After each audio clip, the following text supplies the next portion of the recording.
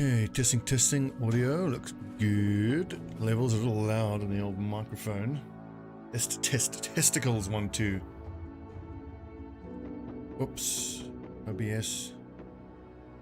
Build document. Right, let's do it. Peasant militia. This is the one. This is the one that's going to make it all the way. Bloody peasants! What shall be our symbol? Snakes? No. Green skin killers? Viking inspired? Not really. That's better for the raiders. Kraken killers? I like that. Southern city states? Not really. That could work. Something that's like anti-establishment, like anti-nobility. Is that better? No, thankfully I wasn't near the right. No. Flail and sword. That could actually be it. That could be our symbol. That could be our symbol right there. I mean, our goons are going to use flails and maybe swords as well. This is a good straight one. Ah, yes. The bloody peasants. Blood. Economic, veteran, combat expert. Starting funds is high. Seed is Stobbie 149 on an unexplored map.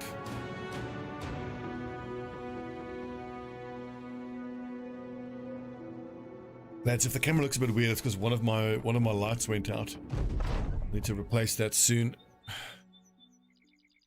No, not expert, just veteran expert. As I've said before, I find that the expert economic, it just turns the screws a little more on an aspect of the one aspect of the game that I enjoy the least, which is the money grinding.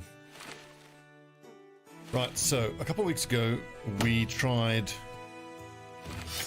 a peasant run. It didn't go very well, but I did practice a little bit since then, and I'm pretty sure I know what I want to do in the early game to get us set up. So to start, we're going to strip everyone down, identify the roles, and then we're going to assign roles. And basically, if you don't have long-term potential, you're a goon, and we're just going to level you up to get the most out of you as soon as possible, as quickly as possible rather. The goons in this playthrough, I think we're not going to make them weapons specialists. I think I want the goons in this playthrough to be all about versatility, because it can be pretty tempting to give them flail mastery and have them just pop the heads of raiders. But I think this time I want to try something a little bit different, where they're going to have access to quick hands and bags and belts pretty soon. And then if they're facing an enemy with a shield, they'll use their axe. If they're facing an enemy without a shield, they will then quick hands to a sword. But we won't take the 2 weapon masteries.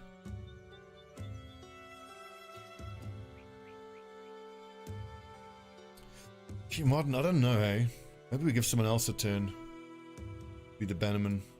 So, if you have long-term potential, we're going to assign the lads as polearm users. Because eventually I want, not eventually, but like in the early game, before I get set up and really start earning money and really start grinding, we want to have a front line of goons, disposable goons, all of our best guys in the back lines who are going to be polearm users, and the polearm lads are going to do the majority of the damage early on. Oof, I hope that's not 42 minus 5. Right, so 1 point in defense, like, the 2 points in resolve is nice, but the 32 starting, that's garbage. But that's another goon of this. Oh, nice. That's an archer, definitely. And we're going to be doing pure archer builds this time. Range defense, 38 resolve, and 16 base melee defense. That's nice. I think that could be a sergeant, and then once we find someone who is a superstar leader, we'll make them the bannerman. I'm just checking the resolve of everybody here. 38 and 2 stars.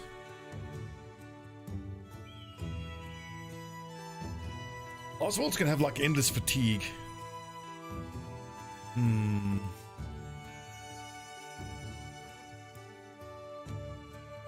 Let's see, hang on. So, where's it? Resolve. No stars. Rolls 2 to 4. So call it 3. Plus gifted is 33. So plus 33 at level 11. That's 82 at level 11, which is pretty low. But 82 plus 20 from fortified mind is 100. Plus 10 from the sash. 115, 112. That's pretty low. Whereas resolve 2 stars is 4 every level, so call it 40. 44 plus gifted. That's actually the same.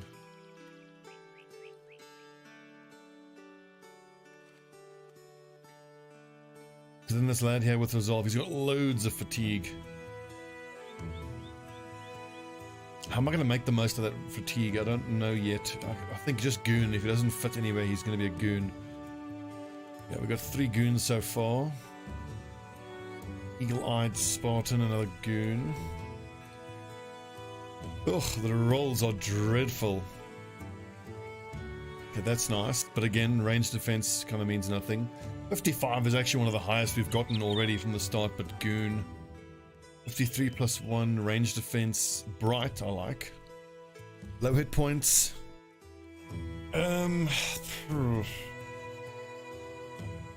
Melee skill and 1 star, call it 25.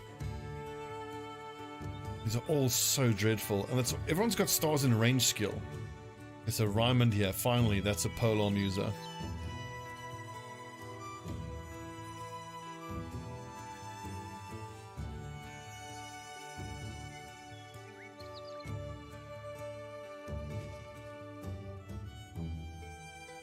Reynolds an archer. Theobald is going to be our... Well, I mean, if the other lad's going to be comparable, then I may as well start off with a sergeant and a bannerman on the other lad. Guy's got 49 starting. And of course, you know, these will be temporary until we find better ones, but... Halstein, absolute garbage. 46 and 1 star, that's another archer. Not a great one, but of course for the peasants you got to take what you can get.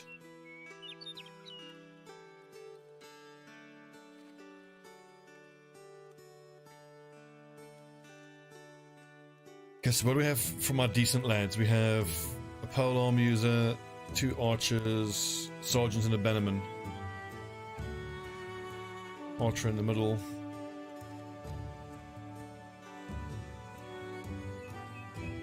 That's our starting formation. Who has the best defense out of these lads? Look, it's all range defense. I mean, maybe it wouldn't be completely dreadful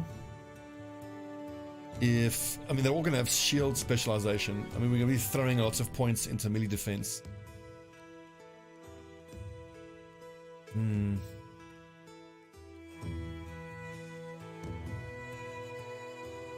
Well, like, I mean... Yeah, like, I mean, the thing with range defense...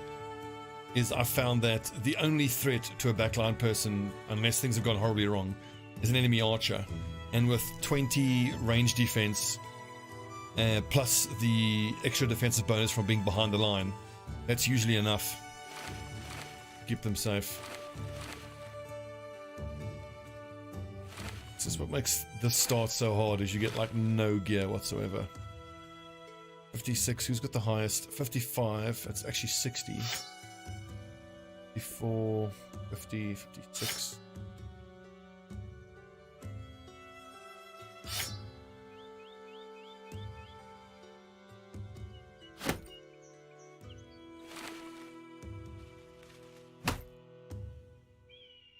What's up, Brandwach? All right.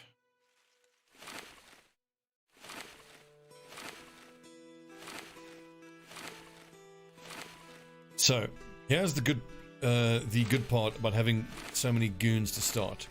They are literally cannon fodder. Like, if they die, it does not matter at all.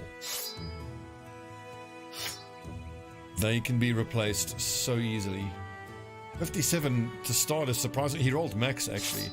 At 57 with no stars on melee skill is an average of 2, so call it 20, 77. Plus gifted gets him up to 80, still, ugh.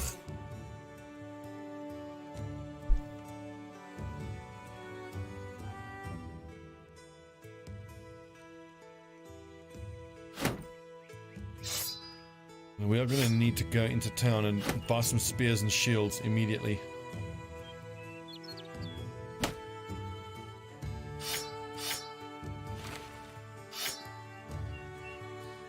Goon.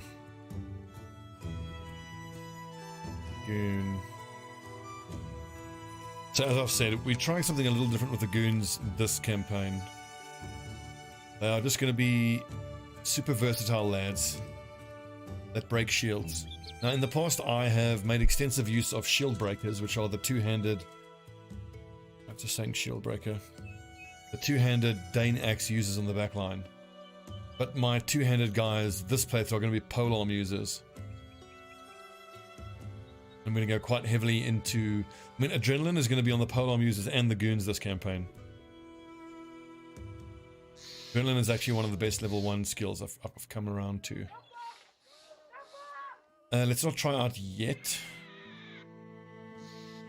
65, oh that's cheap. And 325 for a war fork. Straight up, I'll take that.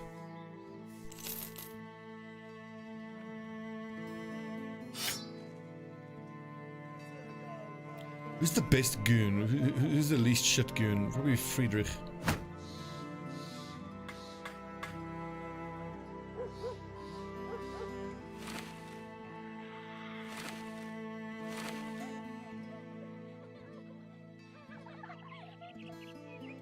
That is such a yikes on these guys.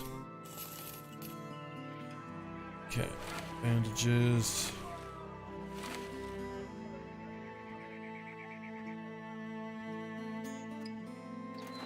Pitchfork, no. I don't think it's worth buying weapons. We're just going to scavenge weapons from the battlefield. Escort caravan. We'll take caravan escorts straight away because it doesn't matter in the slightest if we have to run away. As soon as we're established, we're then going to become hostile to the Northern Empire. Raid their caravans for sweet, sweet gear. Straight for the battle standard. Do 8 contracts, that could actually be easier. 25 items of trading. Let's go. Let's do 8 missions. Yeah, boy. Some brigand raiders. We have peasants with us. Okay, so this could be a quick restart of the campaign. 6 of them. But no jokes, if like 6 of my guys die and we just get the pike out of it, it's worth it.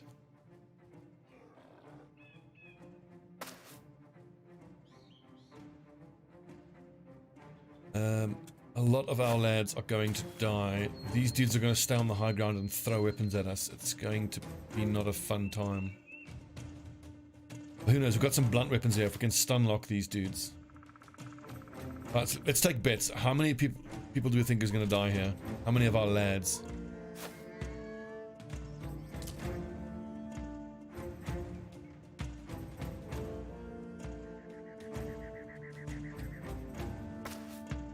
Oh, you cowardly caravan hand bastards. Oh, I should have waited. Curses. 7, 5. I'm also quite happy to take these insane risks on day 1.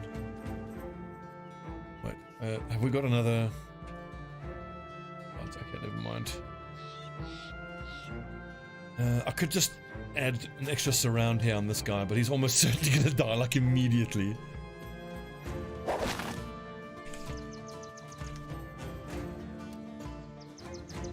That lad will go straight into high cover there, so that's a death.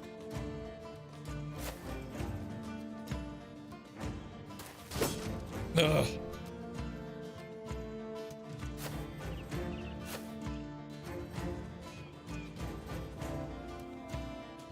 %, 5%. He goes there, I go here. Girzy, quite safe, thank you. The trouble we had has settled down. 60%, even with triple surround. Come on. I mean, nice. One less source of damage. Nice. Oh god, here we go. Oh, yep, there we go.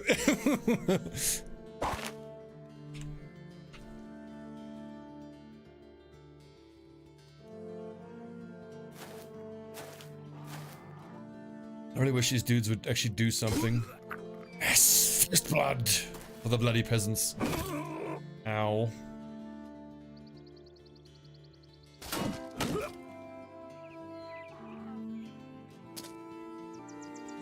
Who's still gonna go this turn? He's gonna go. So if Bernfried hits his shot, there's an outside chance that this decapitate might be able to do decent damage.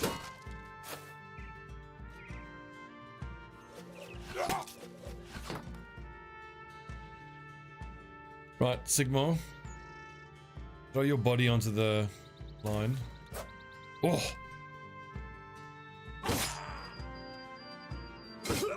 Yes! That's a flail on day one. We just need to win this fight though, but the problem is now this pikeman has height advantage attacks from there. And that's no good. I could engage him in melee and try to stun him. He's gonna... what are the chances he has polearm mastery? Not great. Can someone just use exclamation mark legends mod? I want to see if my command is working, please. This lad would come down if I move away.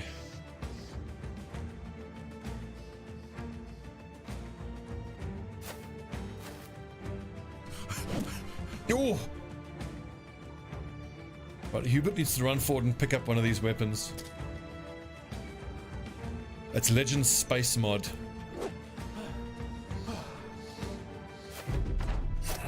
Rip, 2 down.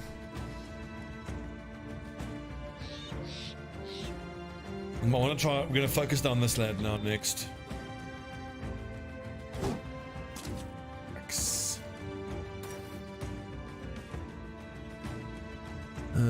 Okay, looks like it didn't work. Exclamation mark. Legends mod.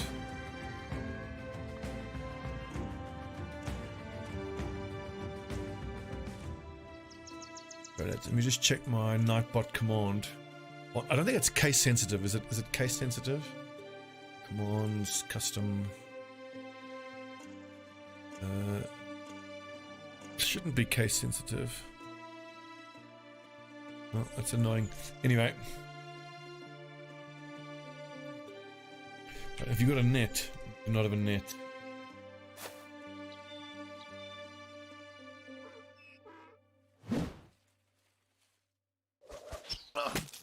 Oh, clutch.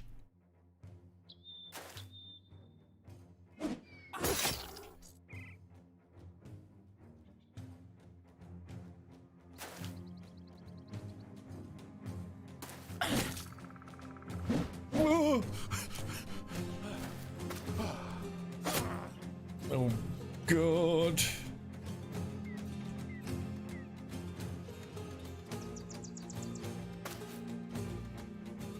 So if Theobald attacks you, he's pretty much dead, but you can eat this shot from there. Headshot unlucky. I wish these bloody caravan hands would have helped. I probably should have stayed all the way back. I'm honest. Oh! Oh! Oh, come on.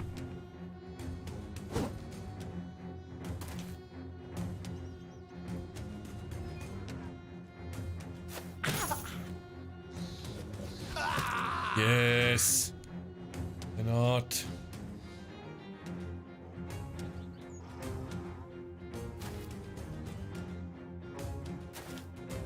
Although that puts me in melee range. We just got 3 more raiders to kill. Oh, that is so clutch.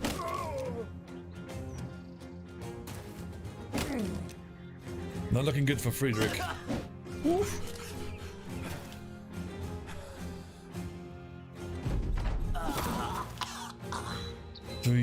That's 4 of our lads dead and 2 are panicking, so we're down to 6 active lads now.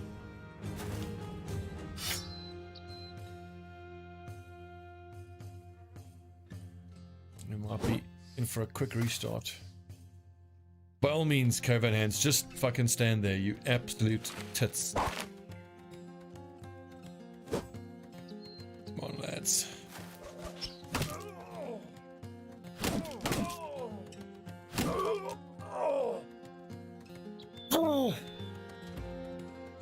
Yes! Day 1 pike. Now we're just gonna get through this without any more casualties.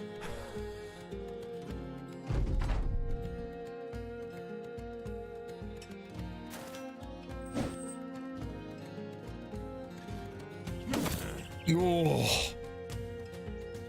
I want that lad to get away, but I'll chase him. I mean, he's carrying a mace, which is nice, but if Bernfried, throw your body on the line.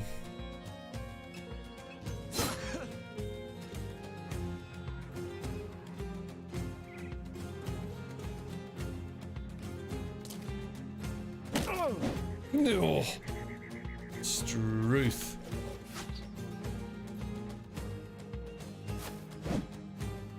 Yeah.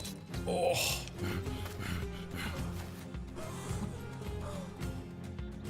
How many lads are we going to be left with? Not a whole lot.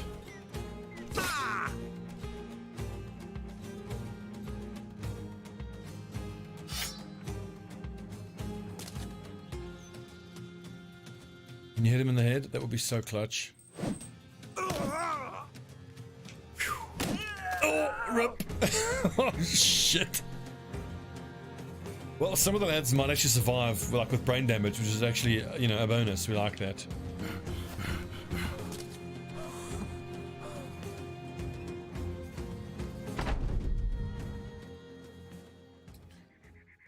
So, Holstein missed a finger. Lost a finger. That is so worth it. Holstein the goon. We can now safely retire him. And then that'll give us access to a sergeant. Right, so who here has the best melee skill? 55. So now we have Raymond, who has effectively 60 melee skill plus a pike. And on day 1, that is so big. Not to mention some pretty decent armor as well. And honestly, when you start the peasant mob, I feel like you want to thin the herd a bit like this.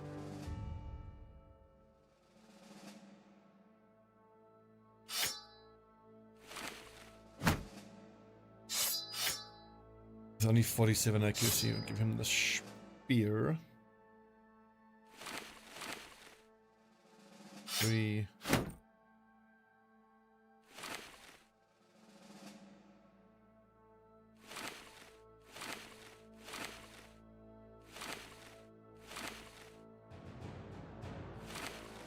Now, if by some miracle we can actually complete this contract, actually get a little bit of cash.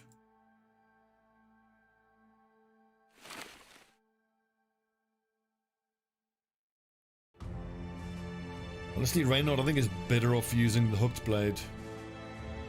40 to 70. 40 to 60, but plus 10.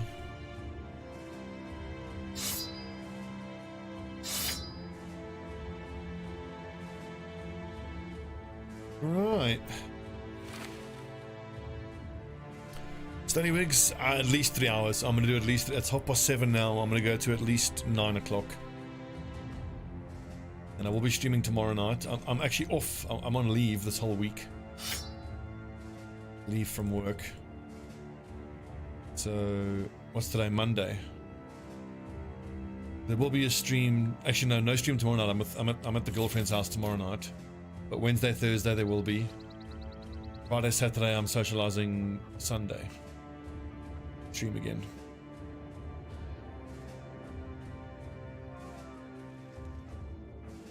Oh, we made it. And 465 is a pretty decent payday this early on. Right, give me wooden shields, please. And I want my lads to be able to tank up behind these shields. 116. Look.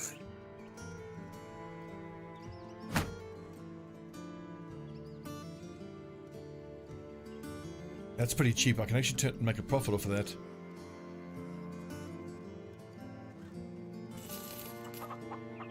What we can is hire 2 more noobs to each hold pitchforks. You cheap ass noobs.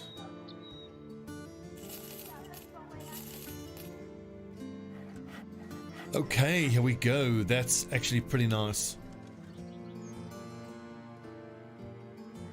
And Donbert. It doesn't take much to make a polearm user. I think that's probably a goon as well. 2 stars in melee defense is great for a tank, but then the 1 star in melee skill is kind of wasted. He could be the outside flank lad. Let's see, so melee skill with 1 star, it's 2 to 3, so call it 25. It's plus 28 if I take gifted. It's 85. It's a bit low. I could make him a greatsword user who's going to hold the outside flank there.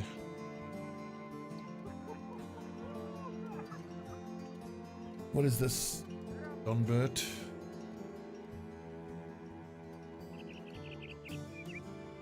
Polearm user.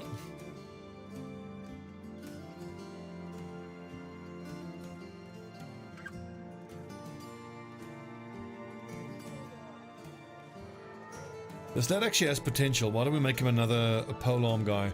Because look, my backline is going to be 7 guys. It's of the 7.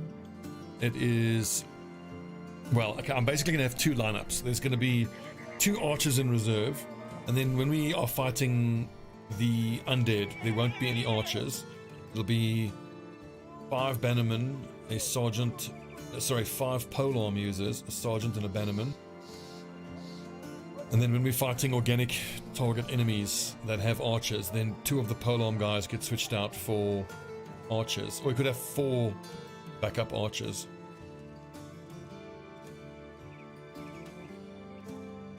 Yeah, we'll have a spear wall, but with this build that I'm going for, the majority of my damage actually comes from our backline polearms.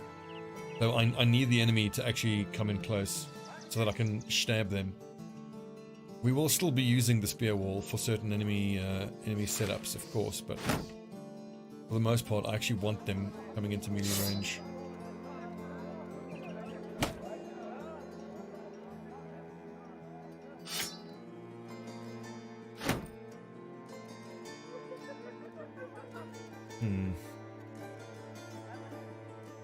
We haven't decided though. Anyway, so eventually when I go up against the Black Monolith, I'm going to want tank, greatsword user. Well, technically against the Black Monolith, it'll be 7 up front, 9 at the back. So it'll be the 7 that I described, plus the 2 greatsword guys on the outside flank here to hold that part of the flank. So it's greatsword, tank, 1, 2, 3, 4, 5. There might be goons. I don't know what I'm going to do with them. Shield, greatsword, and then the 5 polearm guys. I think what I might actually do for this playthrough is, because what I wanted to do was do the assassin class, which is a 2-handed mace user with quick hands. He stands on the front line, he cracks someone with a 2-handed mace, applying daze, then he goes quick hands to his Katal dagger and finishes them off. And because there's 5 of them standing side to side, if one of the enemies, or one of your guys, manages to hit and daze an enemy, but he's out of his turn, then the brother next to him can quick hands to his Katal and get 3 damage boosted Katal strikes off.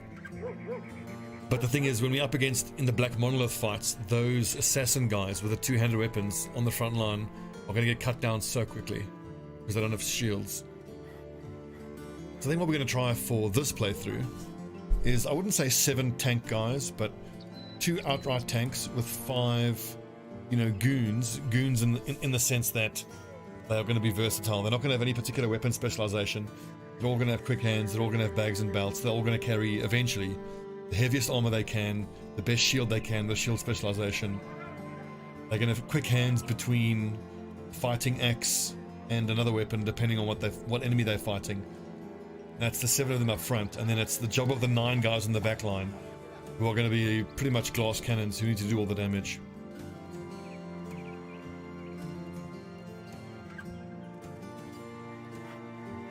Then that does mean that Jero is going to be a great sword user. Okay, start giving name suggestions here, lads. So Martin is always the first lad in.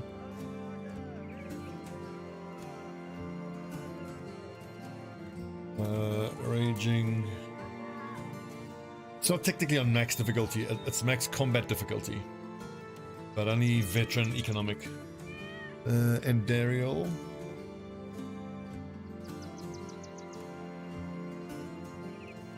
He's next. Stony Wings.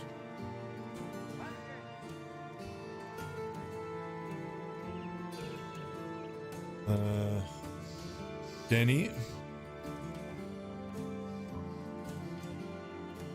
And who else? Hopeless.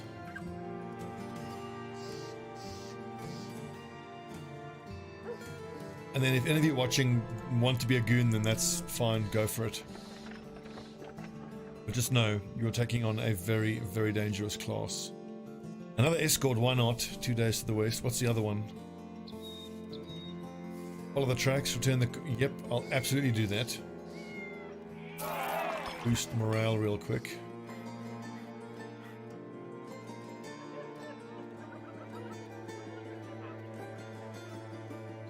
You look at that, 1, 2, 3, 3 died. So can only have wavering morale or worse. But unfortunately, there is no... There's no time to wait. I've got to keep hitting these missions. We need money, we need it now. This should be a bunch of thugs, though.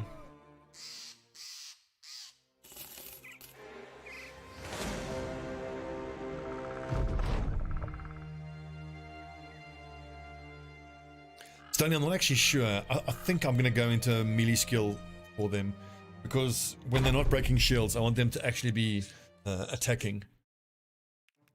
And hopefully be able to hit.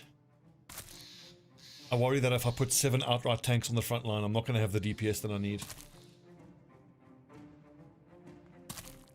And it's really only on the inside. So when I say outside flank, I mean that position. When I say inside flank, I mean like front line flank, back line flank, I suppose. But the front line flanks will be the outright tanks because they tend to be surrounded.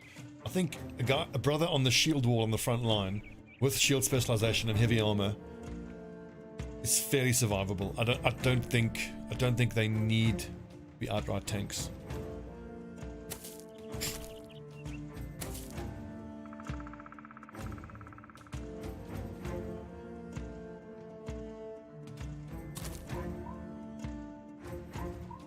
Yonder. Hold the line, gentlemen. Not going to bother with a shield wall there. These lads can all only attack once. That is exposed ribs. Ooh, yikes. You die to a single hit.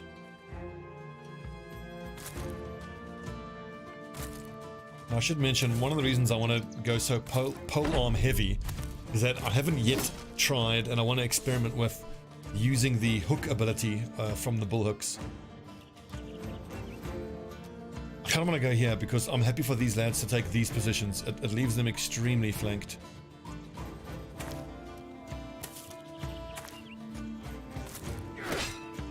Now we...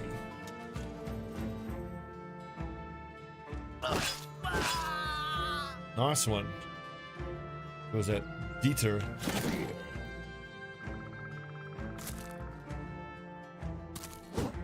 Ah. Woo.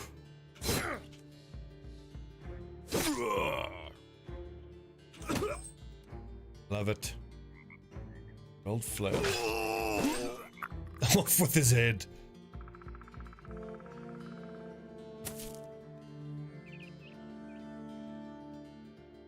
I'm quite happy for this guy to take that position. He won't have an attack that next turn, and he'll be pretty surrounded. Oh, Ripperino! That's unlucky. New playthrough with XCOM 2. After this campaign, the thing is, I can't have an XCOM and a Battle Brothers campaign on the go at the same time. I don't think they're two similar types of games.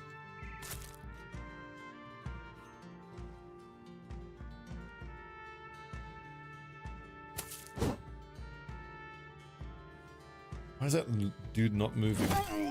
Frustrating. But yeah, believe you me that there will absolutely be another XCOM playthrough.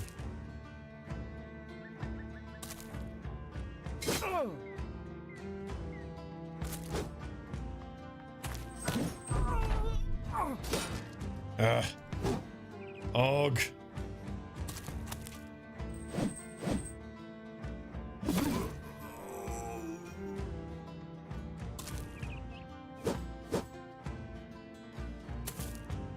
Bloody annoying that we still lost a lad even against some thugs. Hello, Lilu. Hey, kitty cat. A good kitty.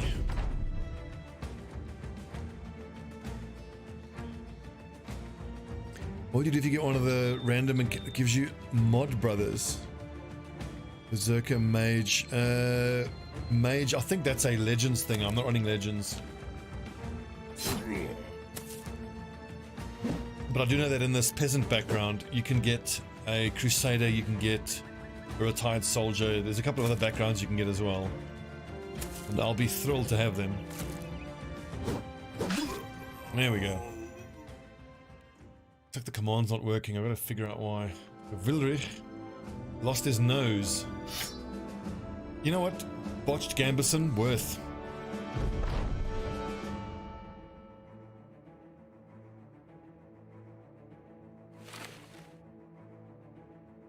No, hang on. Let me check the title. It's supposed to say exclamation mark Legends mod. Or rather, exclamation Legends mod. Yeah, there you go. I want people to type in exclamation mark Legends mod once I've fixed the command, because I'm so tired of people coming in here and go, have you heard of the Legends mod? I'm like, yes, I've heard of it. Yes, I will be playing it. I just want to get through the base game completely first. That +1 on melee skill makes me so sad. That's...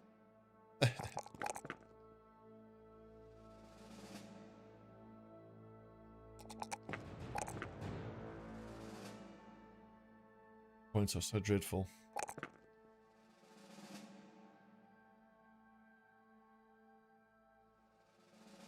Hopeless is a sergeant, so he's got to take resolve.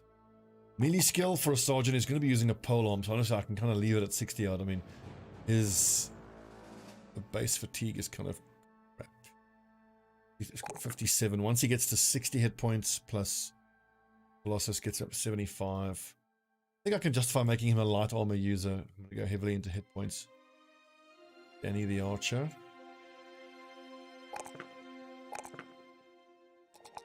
Rolls are so dreadful. Anyways, our first level ups. Congrats, boys.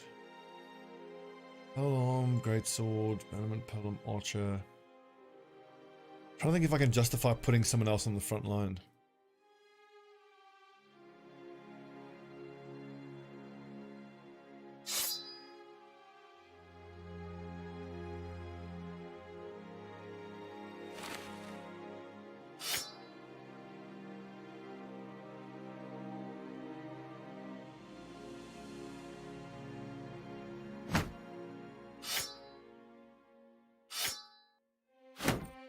Some leather armor there. Well, leather tunic rather. Hand that out. U2, Turret Modern.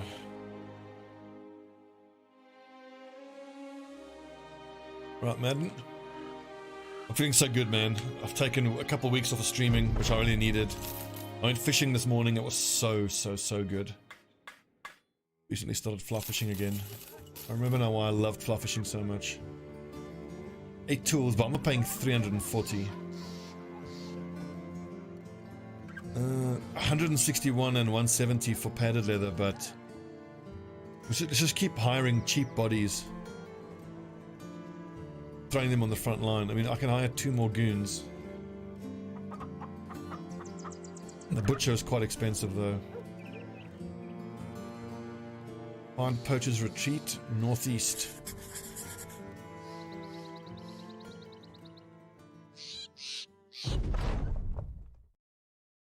Clumsy lad pierced his hand. Idiot. Some Vidgangers and a few armoreds. That's actually pretty doable quite soon.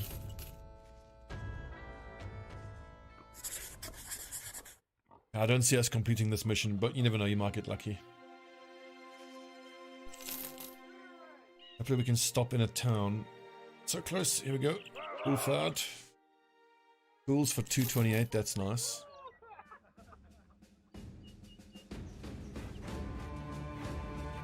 Should we really stock up on tools? Or we can hire 2 more cheap lads. I always like hiring Houndsmasters, they come with decent armor, but I can't afford that right now. Farmers, I think, are my best friend. Extra fatigue. Ooh, he's a brute. Now, is that 42 minus 5? Or was it 47? I should have checked that. Because if he's a brute and 3 stars on resolve, that could be our Bannerman. Resolve 3 stars, so he'll roll 45. No, it only gives him. See, his starting resolve is so low that those 3 stars are effectively wasted. That's a goon.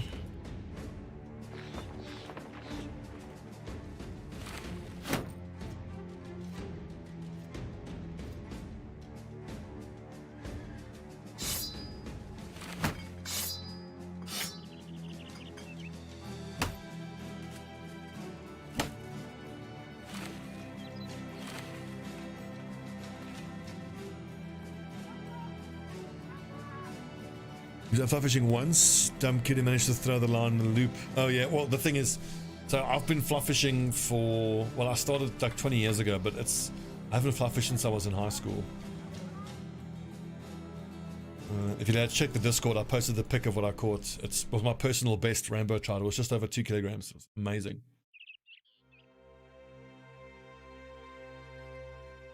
But oh, what have we got here? Just some thugs. Okay, we can win. We can beat that. Up, Jeffrey. Oh, bloody peasants! You heard that? You heard that, didn't you? You saw them repressing me. Help! Help! I'm being repressed. I think actually I should add that as a command. Exclamation mark! Bloody peasant, and then the response should be help! Help! I'm being repressed. We fight 8 thugs. Let's do it.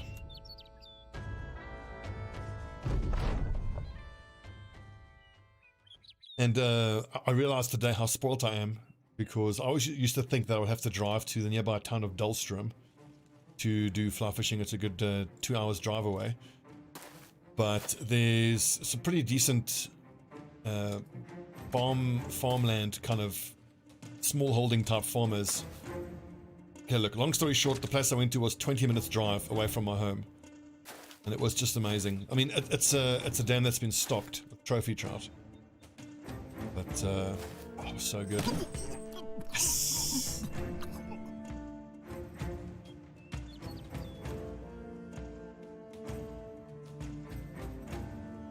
WC3 Warcraft 3, what are you referring to? The whole being repressed thing. Oh no, that's a Monty Python reference. It's not a work zook zook upper reference. Which reminds me, man, I loved the little voice lines of the orcs. Work. Dabu.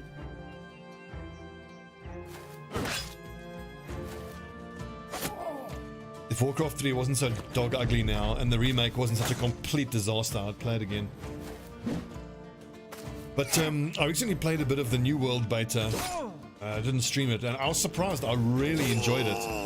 It gave me real Guild Wars 2 vibes, but with not all of the bad sides of Guild Wars 2. Like, the combat was clunky AF, and they need to fix the combat, or improve it at least, but like the gathering and the leveling and trading, and that was all spot on. And in New World, it was satisfying, just, you know, chopping trees. Living my lumberjack fantasies.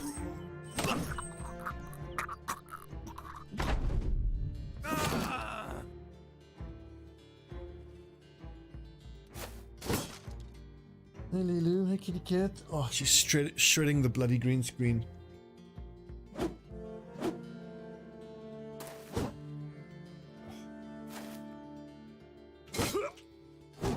Oh, good dodging, Danny.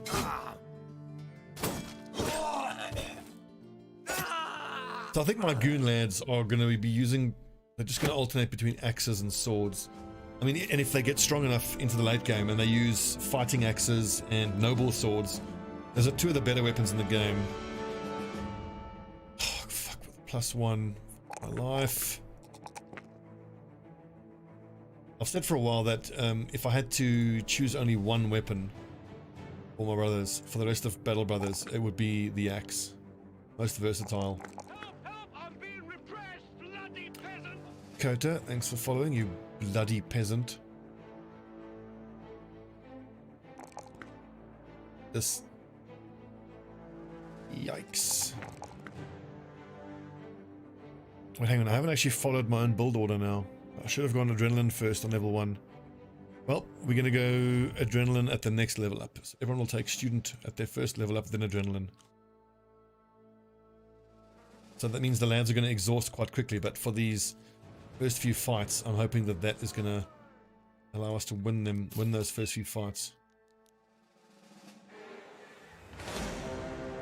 Nope, I don't want to fight any of these. Oh, God, go away. Let me find the cities I can get out of here. We've done 4 out of 8. Oh, they're actually not going for us.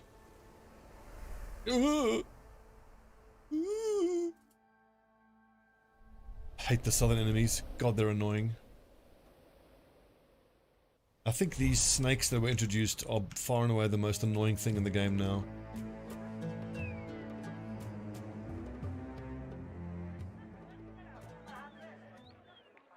T-38's not bad.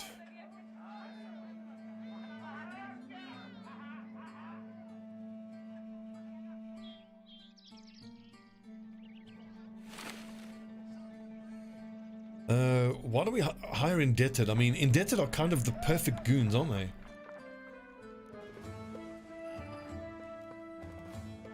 I mean, they don't cost you anything upkeep wise.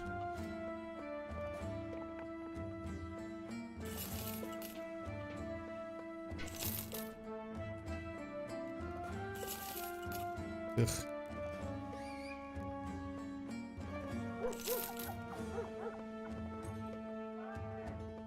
Okay, fearless is great. And 47 though. Ugh. Okay, he's going to be a great sword user. Not a good one. Replace him eventually.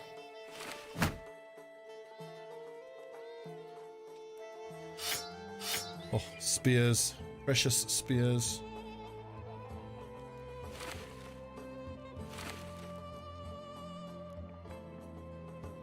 $47. Yikes. 42. What the fuck?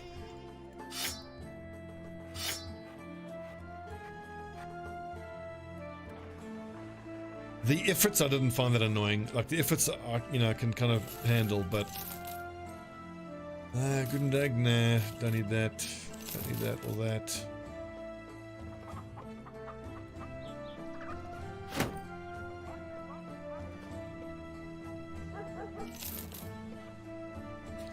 One of these should be a delivery mission, hopefully. Escort 4 days to the east. Almost no chance we do that. Hunt down. Drive off nomads. No. We'll take the escort and just abandon it.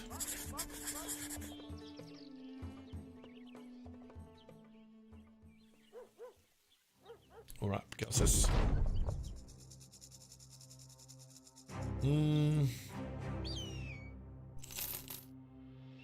That was expensive, but that has at least fixed the morale problems now. We had a bunch of lads in negative morale, and morale's looking pretty good now. Necros? The Necro Savants. I actually feel like I can handle them. Okay, well, this is a rip. Ooh, they left us. The key thing with the Necro Savants is your formation. So if you can help it, you don't want to take in any ranged guys against Necro Savants. And then, like, if I have polearm users and frontline guys, you stagger them. So you put frontline, polearm, you just mix it around like that. Or you make sure at least all of your frontline has rotation.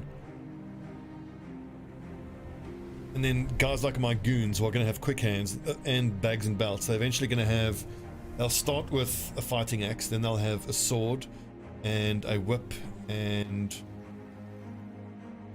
what is it, a bandage. I got one more square, but anyway, those guys can then quick hands to a whip to disarm the Necro Savants or make them bleed, that type of thing. Blunt weapons to stun them is also vital.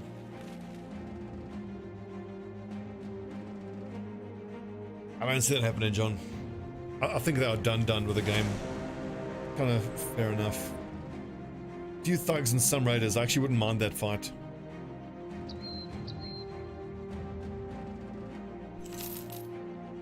Absolutely, dogs are vital for that, but you just got to bear in mind the economic impact of using dogs like that, especially early on.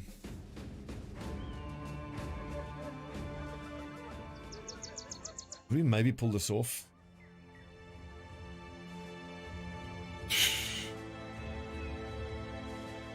They sure do, but I have a mod now running called Better Dog Handling, so you can at least make them stay put, and you can tell them who to attack, which helps enormously.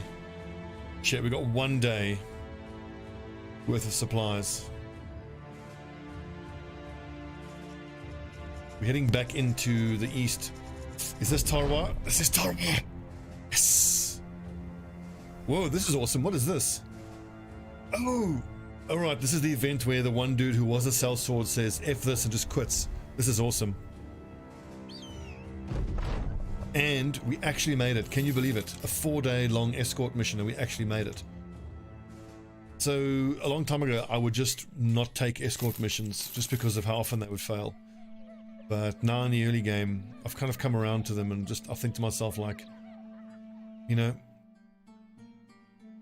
right in the beginning, the morale doesn't really matter all that much. Yep, we bought a bit of food. Who's our most important frontline lad? Probably Dieter. 6, 50, 47, 47, 57.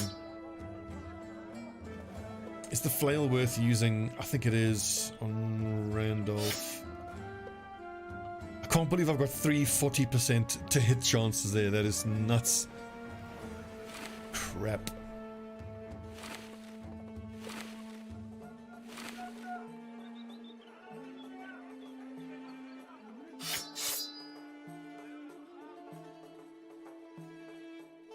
Yeah, 288 for tools. Ugh. Prices suck. Give me a nice delivery mission up to the north. Escort 3 days to the northwest, maybe. Here we go, that's better. Deliver cargo, a day to the north. Perfect. 12 lads, we'll keep ourselves at 12 lads. Have we been to Erzberg? I think so. What has also helped us is the fact that we quite widely traveled so far on the map. 1, 2, 3, 4, 5, 6. So we can take the visit every town and city ambition fairly soon. But in order, I think we're going to do complete contracts. Buy a banner, a company banner. Then we're going to go for get someone with raise morale.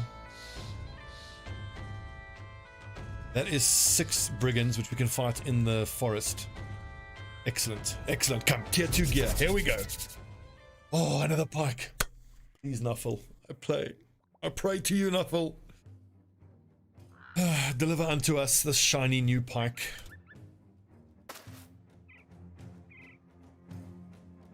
How are we going to do this? I think we're all going to move down 1 forward. Let them take these spots.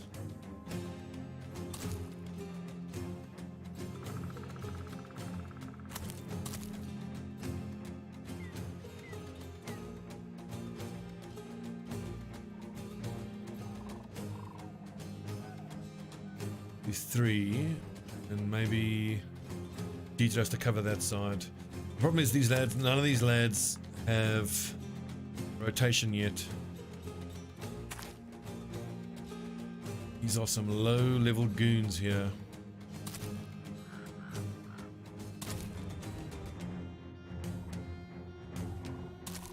I'm gonna put myself here because I'm very happy for one of these lads to take that position. We're gonna have Raging Fury up on the high ground here. That'll put them like 4 or 5 enemies in contact.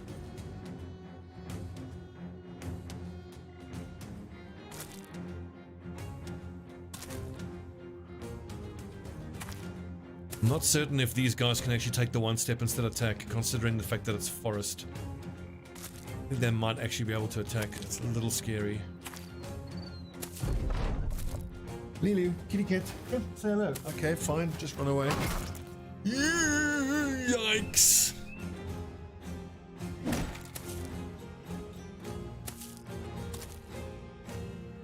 Come on, headshot. Here we go. Curses. Ooh, that is some nice armor. I want that.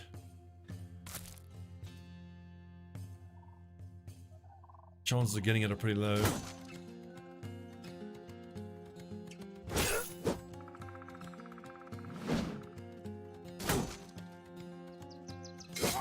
Just weight of attacks. We're just gonna have to. Hopefully, we can hit. That's a clutch hit. Was that a headshot? I hope so. We might get that armor. Like, I would have loved to have gotten my hands on that worn chain, which obviously is it's your quintessential early game item. Item of armor, I mean. Let's shield up.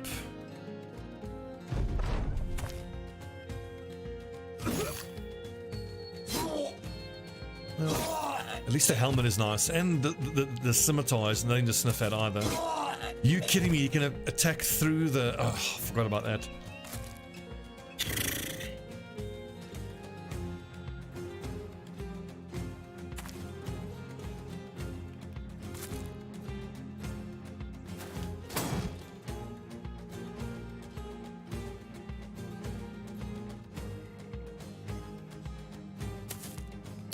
Elu, kitty cat, come here.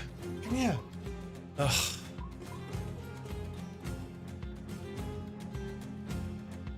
Like, that's tempting, but then he doesn't have an attack this turn, and then it allows that raider. Well, that raider is still gonna... well, fuck it. We know we're gonna be losing, lads.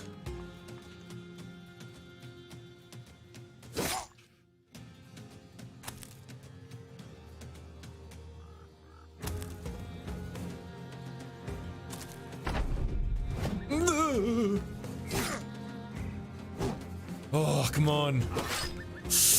Ooh. Oh, that second attack.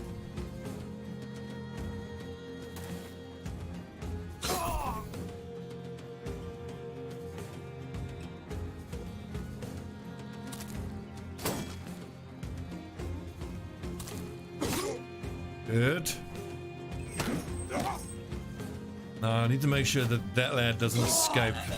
He's carrying the most valuable weapon on that battlefield right now.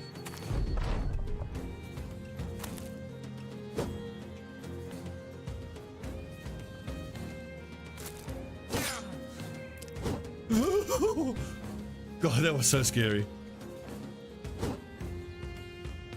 There's a lot of very cool starts. I really enjoyed the cultists in the previous season,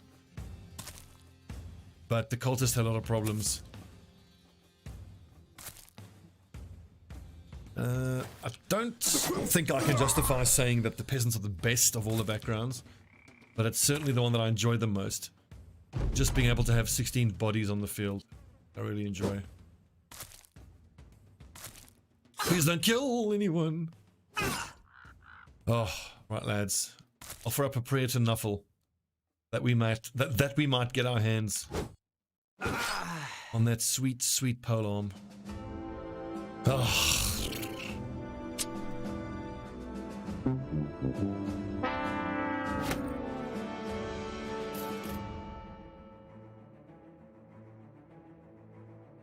Curses. We didn't get the polearm. Well, we still got the hooked blade, And patched mail and 2 nice helmets. So the armor values are slowly creeping up on the front line. Do mean slow. Is my archer? I do mean slowly. And the level ups are actually ticking along now with some regularity. We're getting there. Falchions, round shields, always good. Okay, Dieter's level 3. Oh god, you can't give me +1s, game.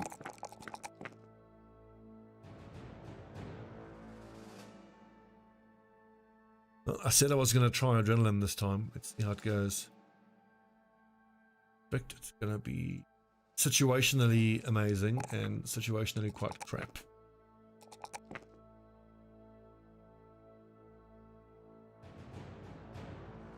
So for a great sword. Oh, hello, kitty cat. Here she is. Hello to the people. Hello. Who's the best kitty? Hmm? Hello, people.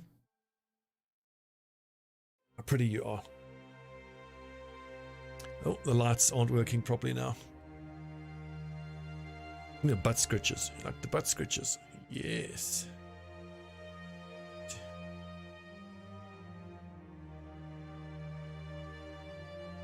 That morale is just not going to do. Not. Oh. Before 59, yeah, you can use that hooked blade.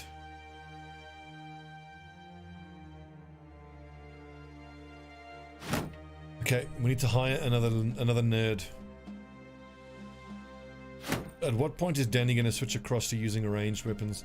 I think once I pick up some throwing weapons, because throwing weapons, excuse me, are basically the spears of ranged weaponry.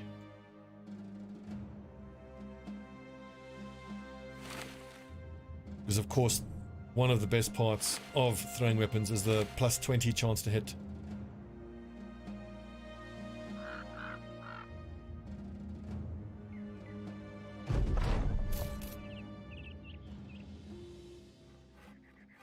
$350.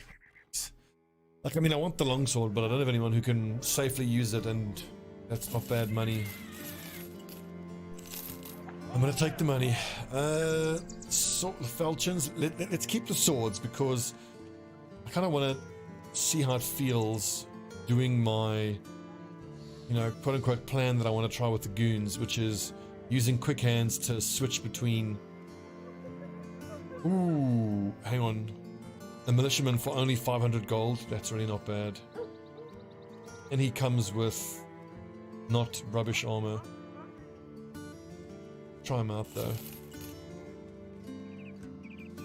He's a weasel. Not Reinhold. Ooh, very nice. Very nice. That's a polearm user. Should we take Ruthard as well? Because I mean, well, but then again, paying him 12 a day for these stats is not worth it. Reinhold, on the other hand, I don't need to put any points into resolve leveling up, he's fine. That's a polearm user. Who wants this lad?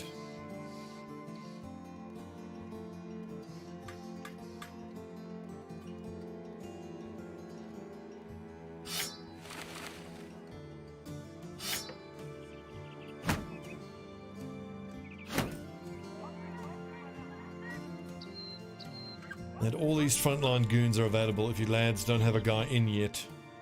You know, these are all named characters. Stony Wigs, Danny, Reinhold. Okay, we need some tools. Sea camp. That's the best.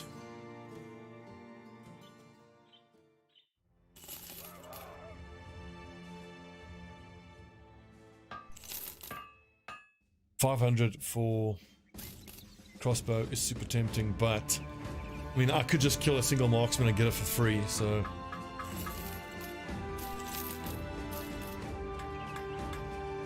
can we do that instead?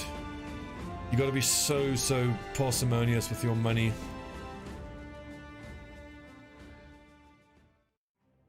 camp. Oh, and as far as the companions goes, the first one we're going to get is the cartographer. In the past, I've gone straight for the sergeant, but I have found that the cartographer pays for himself pretty quickly. And you keep the cartographer until he's finally the last lad that you replace. Oh, those are cheap nets. I've really come to appreciate the incredible value and importance of nets in the early game. When you have level 1 trash bros who are trying to hunt down raiders, then it's kind of all about the nets.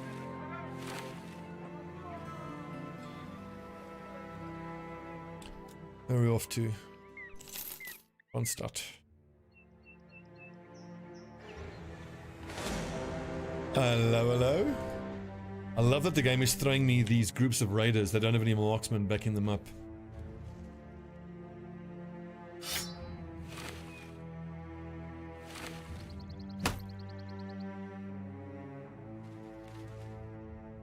Alright.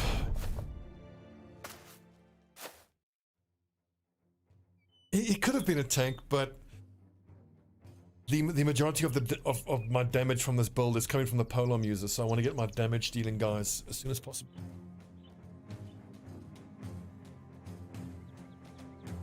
Okay, so that's the set of armor I most want. These lads we can kill whatever way.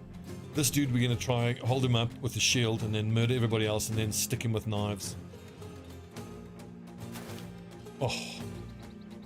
Okay, so Randolph, can you go 1, 2, 3 and then maybe... Okay, so... that complicates things.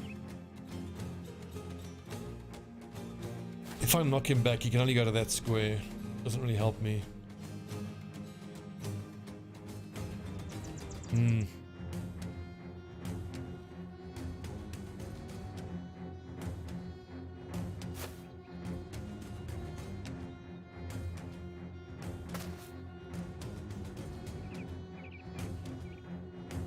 It is scary for Dieter to be at height disadvantage, but 2, 3, 4. I think Randolph can get to that square.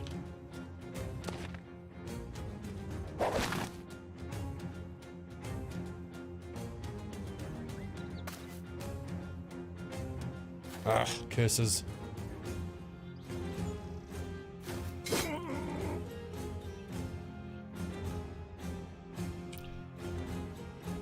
We have another net though over here.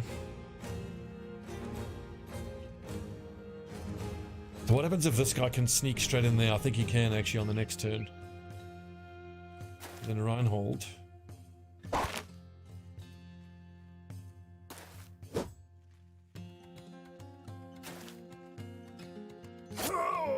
This raider going to that spot has kind of ruined everything.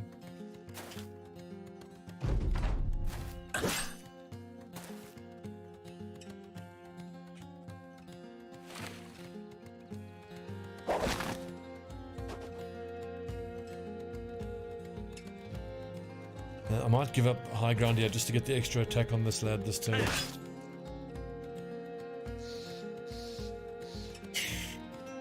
Aiming to give all backliners sword lancers. The sword lancers tends to be like the, you know, the obvious, quote unquote, obvious choice because of the AoE hit. But it's going to depend on what enemies I'm up against. For the most part, I'm going to be using the bullhook because the bullhook has better armor damaging numbers. So the polearm lads are going to use primarily the bullhook, but then the sword lance when they're against softer targets.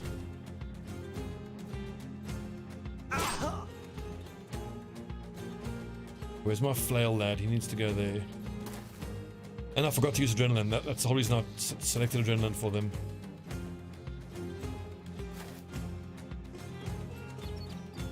So I wish I knew what this guy's melee weapon was, because to me, scary.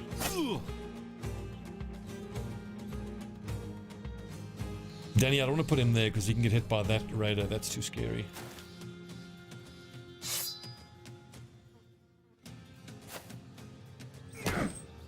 Nice headshot. Well, funnily enough, I mean, I'm going to make take full advantage of the extra inventory size from the cart upgrades, because my lads are going to be polearm specialists, but they're all going to use pole hammers. Well, that's Rip Tamim.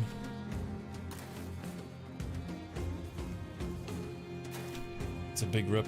They will use pole hammers when they're up against like the undead type dudes.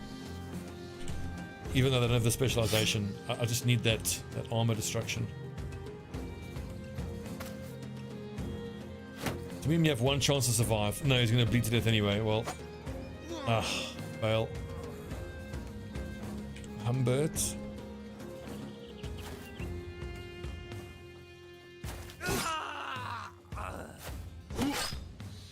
Shit, the old southern flank is collapsing a little.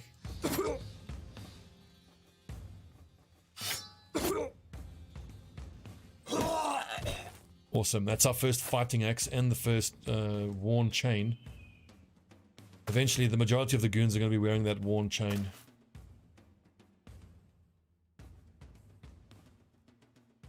What's up, Puggo?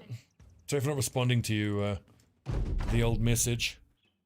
But I haven't been streaming for like a good few weeks. Taking some much needed time off.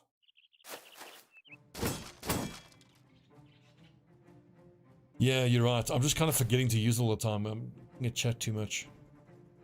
Chat is the worst. Do you think we can dagger this dude down? I reckon we can. I want that armor.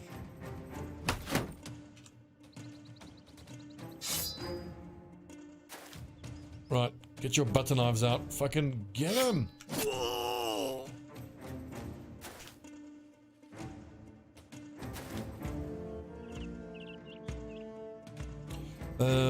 Flail him.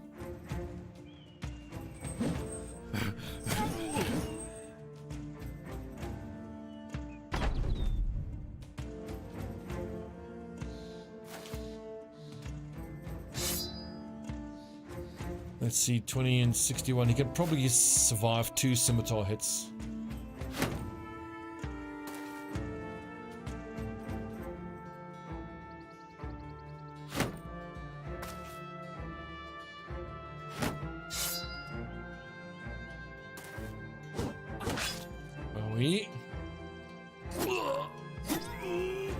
Excellent. And some throwing axes.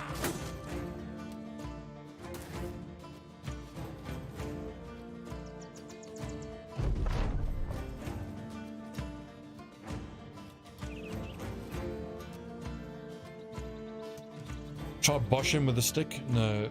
Wilfric will come forward. Heard about the 2K launcher issues with XCOM 2? I haven't. I did see a post on Reddit today, someone asking about like a fan-made launcher or something, but so is the AML not working? The alternative mod launcher, which is how, you know, almost every modded campaign gets played. The AML. See, can we treat Andariel before into this combat?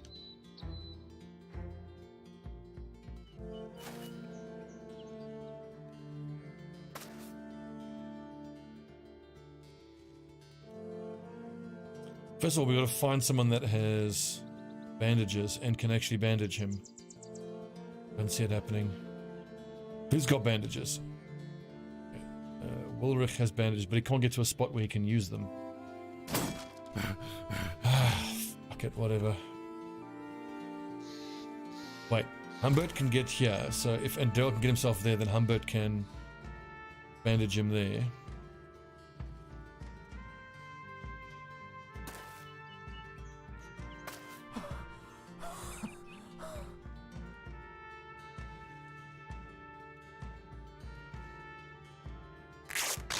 Excellent. Oh, dude, RimWorld's so good. I'm working on a little medieval mod list with all the new features and whatnot. The Tamim, the broken knee. Well, that's a retirement, unfortunately.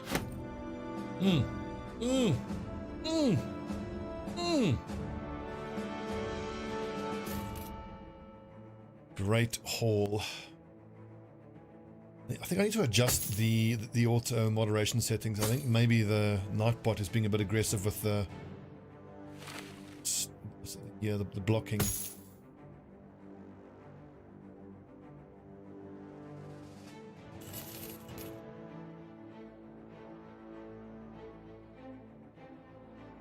Polearm lad, just Pedro is fine. Where's the polearm lad?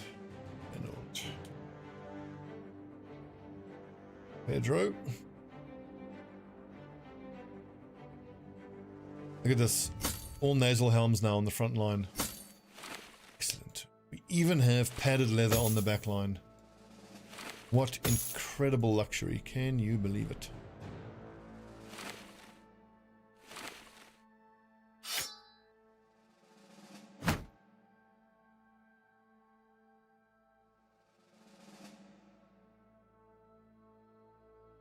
Do we have anybody from the back line who can go to the front line now? I think so. Sweet. And here's our Morning Star, which we will use as our pricing guide. 9. 4. And we've been quite fortunate with what we've picked up. Like, we've got a couple of these war forks. We've got a couple of hooked blades. Worked out nicely because, I mean, exactly what I've wanted. I've wanted the more powerful guys in the back line. Okay, so now that I'm giving everybody adrenaline, I need to get into the mindset now of having adrenaline usage be a key part of every battle.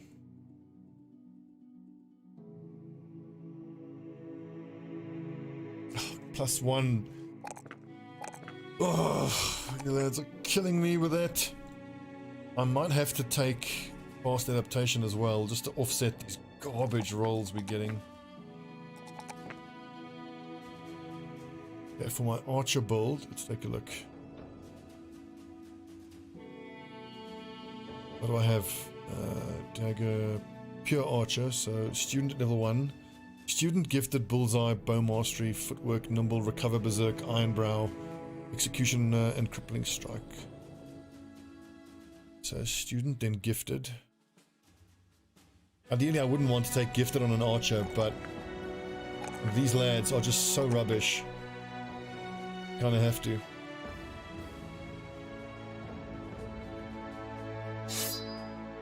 You have quick hands? Not yet.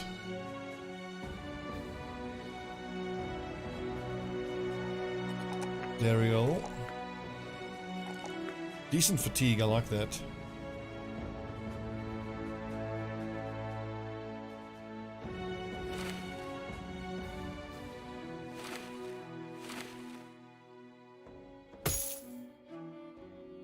And look at this, we have gear ready to go for the next 2 lads. Let me lay this out properly. This is not going well. Like that and like that.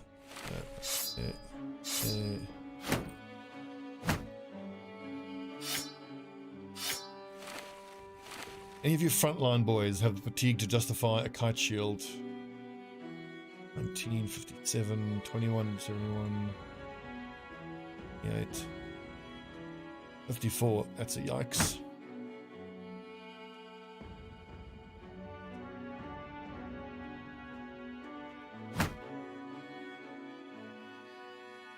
Right, onwards.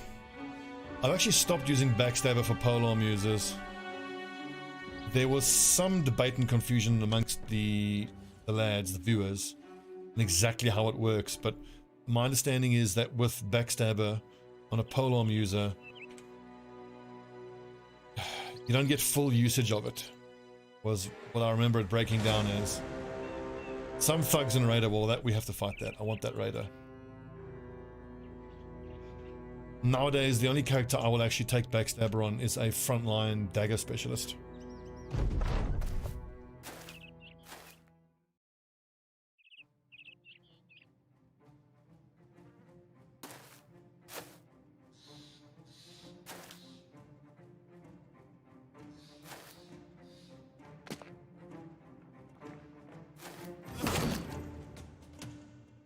Great hit.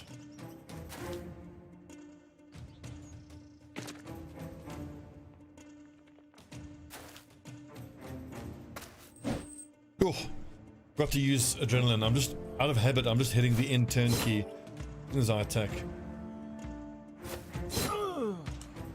Stobbie, stop having a smooth brain and use adrenaline, you tit.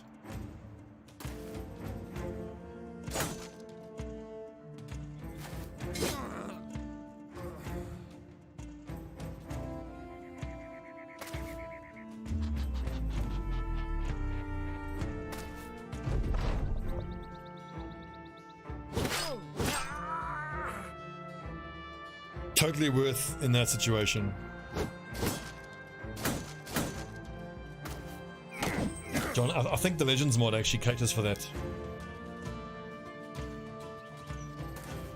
There's all sorts of crazy backgrounds in the Legends mod. Lads. Humbert, just hold him there until we've finished slaughtering all these thugs.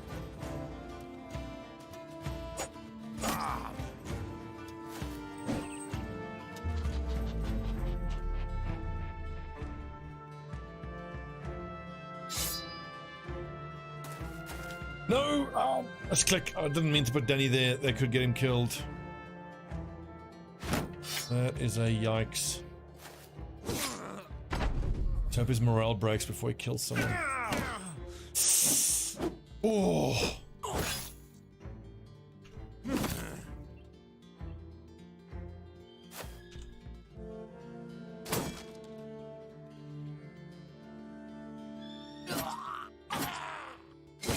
And his morale didn't break at all.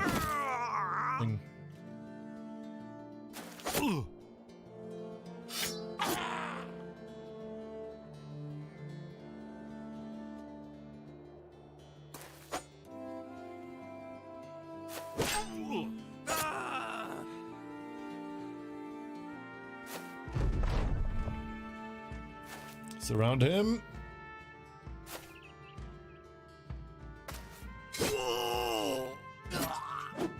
Ah, yes, the old surround and stab. If we can find one of these lads who rolls max on melee value and has 2 or 3 stars, I could make a dedicated dagger user.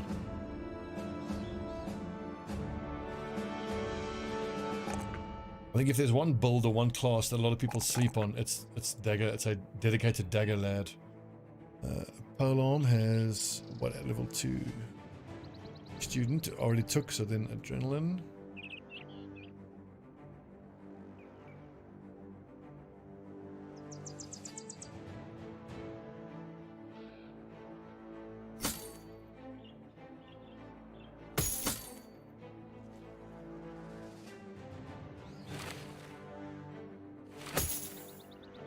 Numbers are improving on all the armor.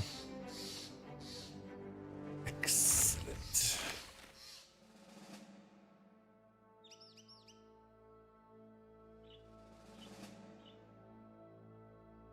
So this is going to be 8 missions done. This is just some poachers and a war dog. Ugh. Those little groups of ranged, mostly enemies, are the absolute worst. 102, so it's they are busy buying for more or less value. And unfortunately, we need to liquidate a bit now. But all this stuff can go.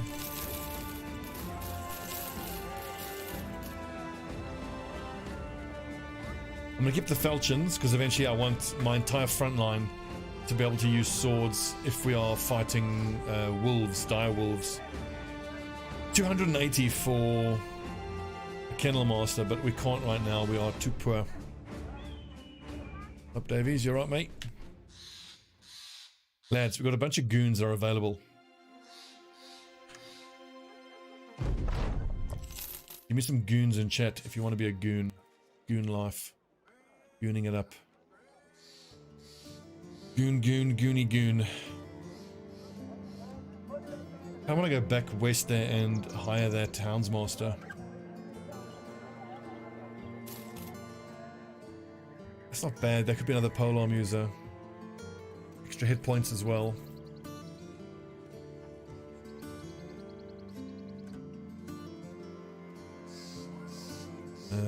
Peter Davies, here we go.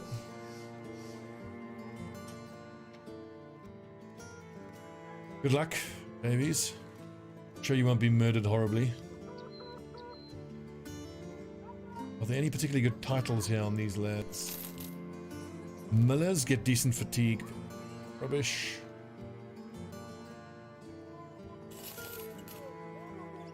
Oh, there we go. Yes, perfect. Disloyal sucks. Swift is nice. Okay, here we have our first top tier bro. It's a pity about Disloyal. But the stats are really nice.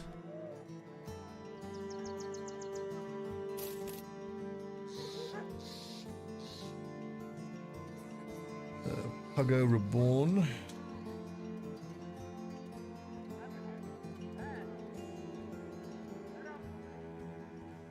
Who's gonna get this absolute Chad? Chad of a lad. Chad lad. I actually want to keep him safe. He's super important. Raging Fury on the outside flank there. Alessio the Goon.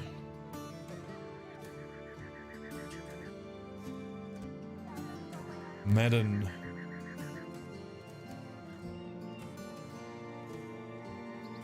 Okay, so what are we going to do with this lad?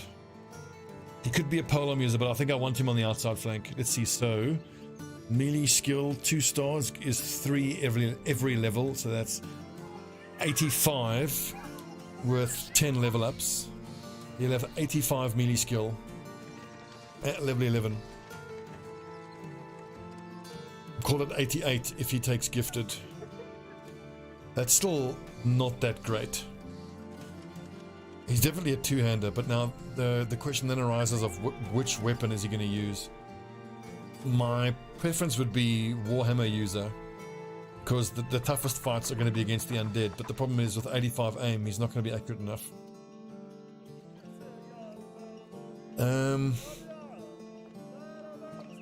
We could make him an axe user, because then he's still pretty good against armor.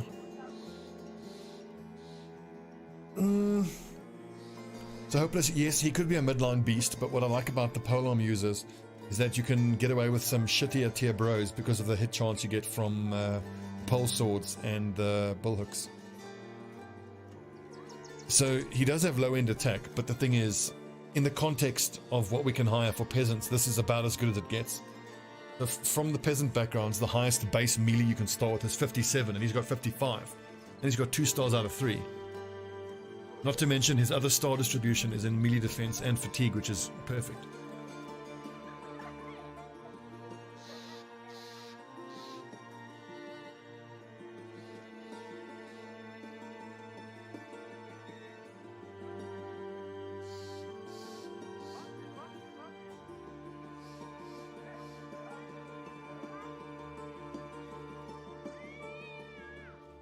I think Great Sword might be the way to go.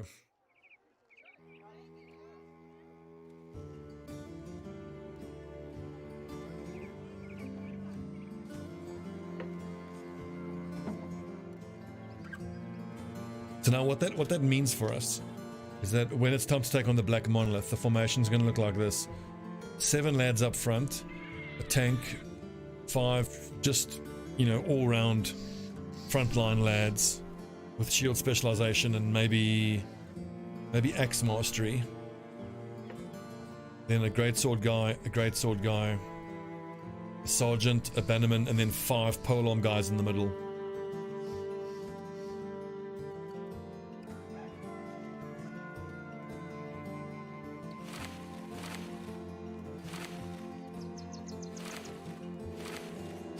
I can get rid of all of this now. We've got 12 lads. I don't think I want to go above 12 just yet.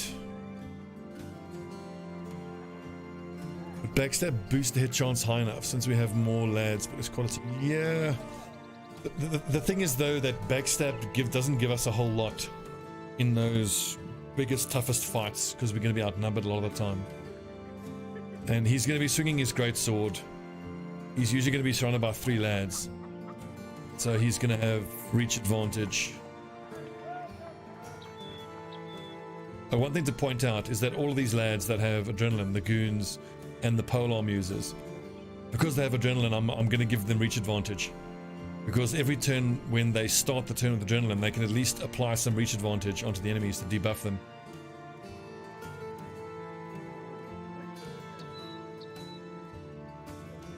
But I think you might be right. We may indeed need to give them backstabber. Day to the northwest.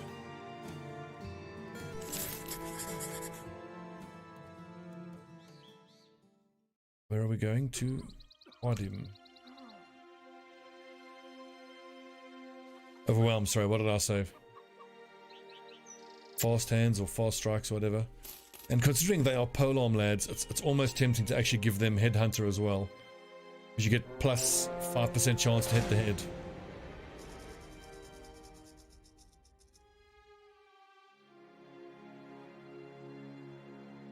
God, this place is thick with nomads. Cutthroats. Cutthroats are the little goon level ones.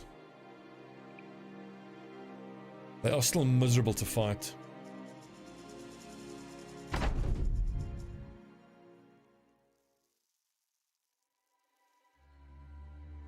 Well, the two-handers are going to have reach advantage as well. The two-handers will need reach advantage to keep themselves alive. Really, the point I was making was that anyone in this build who has overwhelm, adrenaline, excuse me, is also going to have overwhelm because those two skills synergize nicely.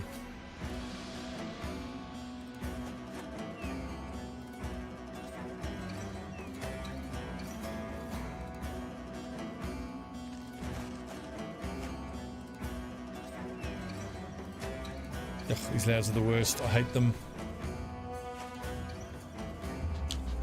He has another nice advantage of berserk, adrenaline.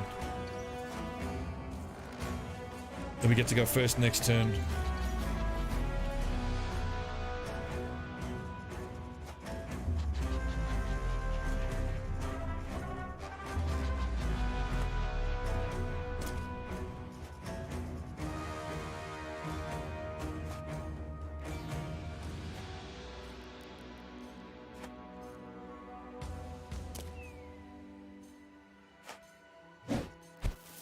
Oh, the sand in the face thing. That's why I don't like coming to the south, just for getting sand thrown in my bloody face. It triggers me so much.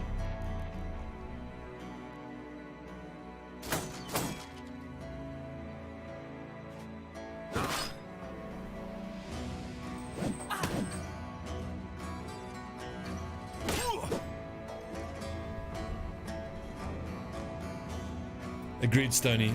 The fighting against the Southern Army, it's just a shit experience. They're also hard to hit. They throw sand in your face, they throw fire at you. It's just bleh. There was an interesting post on Reddit a while back on the Battle Brothers subreddit, which is that there's a fundamental issue with the game at the moment, which is that regular brigand thugs and raiders are really the only enemies that you are really incentivized to fight against. Because every other enemy type, it's not worth the risk-reward calculation.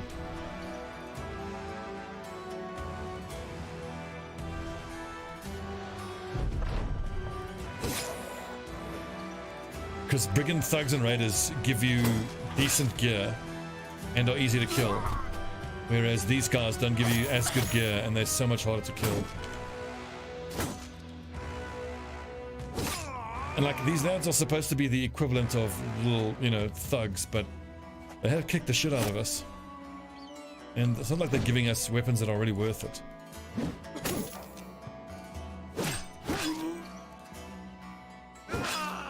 There we go.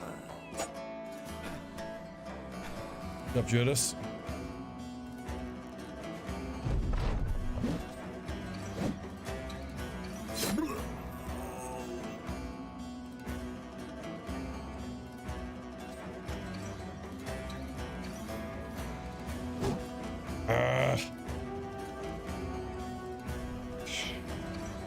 Very well, Judas, thank you. Had a fishing trip this morning which has improved my morale immeasurably.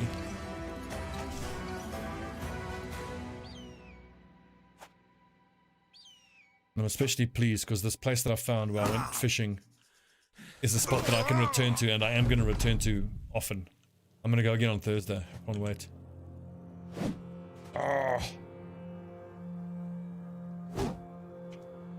Oh yeah, and don't even get me started on the Northern Raiders.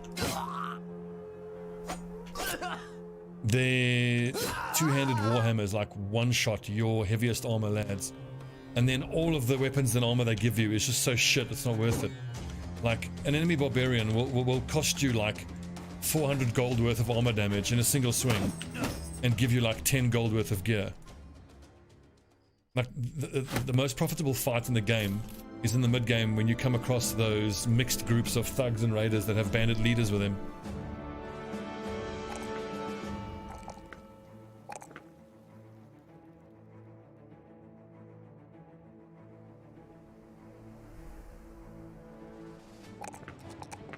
So for a great sword lad, the resolve, I still want to manually level him up to 50, and then we're going to make him a arena specialist lad, which gets him up to like 70 something resolve.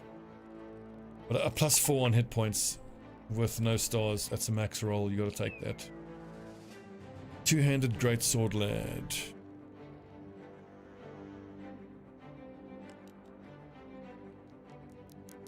He says student.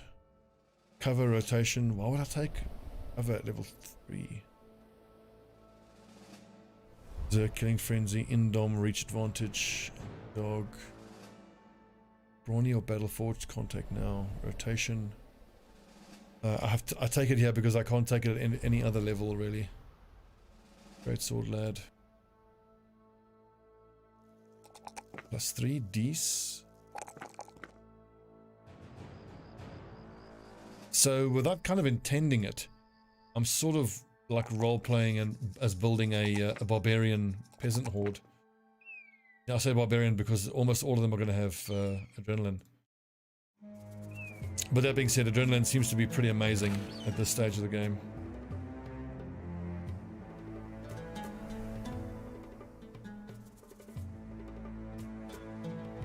$35 and $40, but with the safe you can't.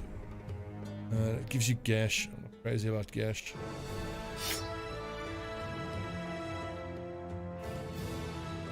Oh, congrats on the job, mate. Well done.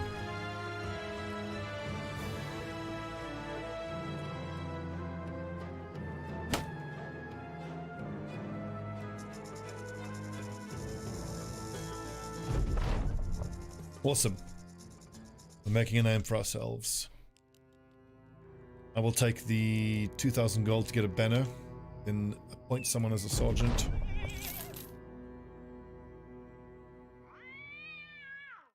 Escort to Seastead. Give me a nice delivery.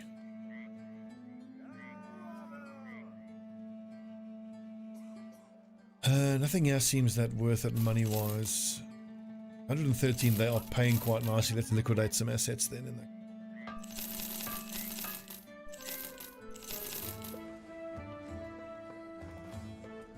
Armor situation here. Yeah.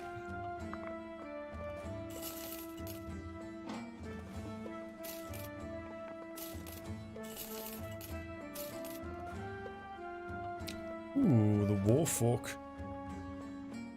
That.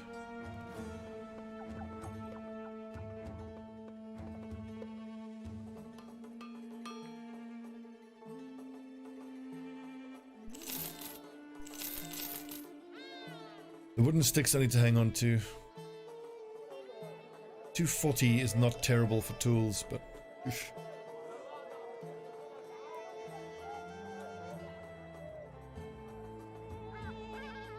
Let's see, no one's wounded.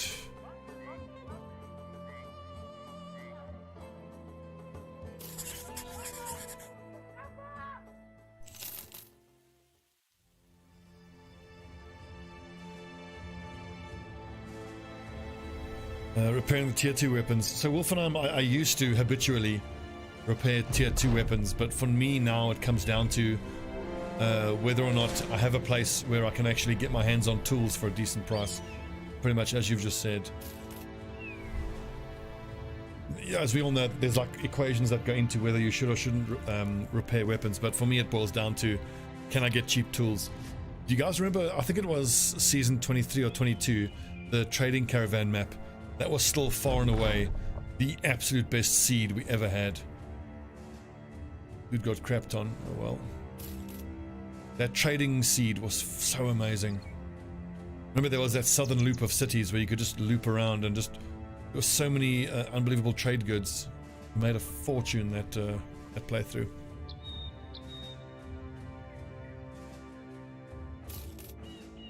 Yeah, me too, Wolf. I also do that. But for us, it's too early in the campaign to know where our loop's going to be. We still need to explore the whole map.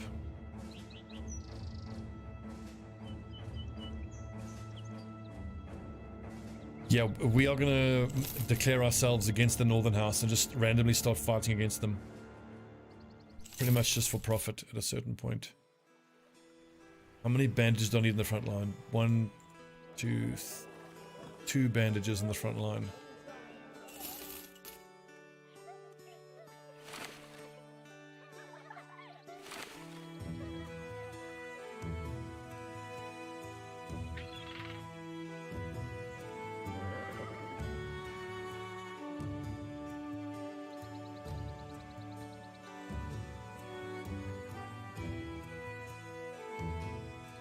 Yeah, Peter, the last attempt was pretty frustrating, but I think I should have practiced a bit more offline and got rid of my rustiness. I was still super rusty, so I practiced a bit offline.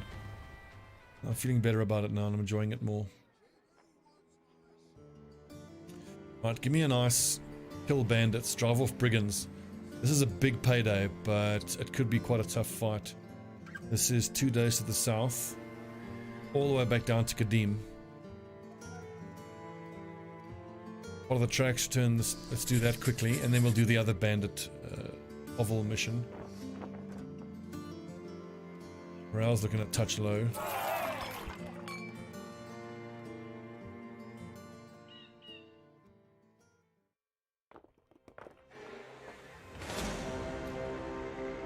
Okay, well, that changes everything. The fact that there's a leader on the field there. That group looks like it's been wounded. That is nuts. You almost never see that.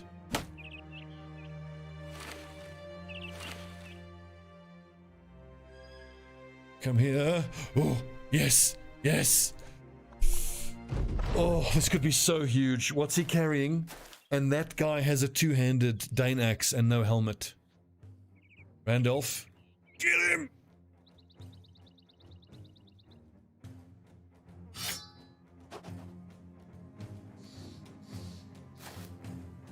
Oh.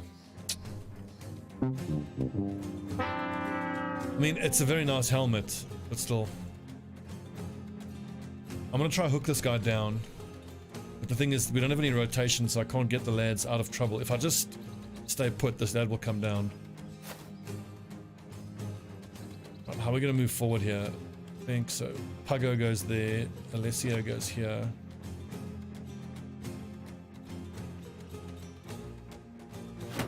Shields up. It's a great helmet, but what I really would have wanted was a tier 3 weapon.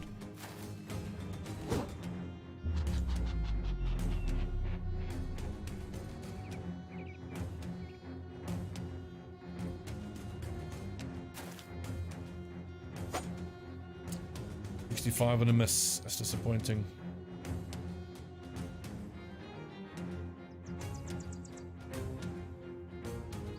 This lad doesn't have the best armor. If he comes here, well, Raging Fury gets to attack him and move back on the next turn. But then this raider probably comes here and attacks Puggo.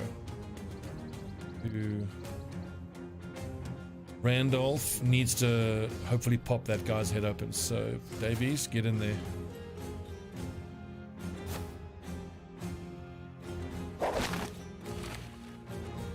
Right, Randolph, you have your target.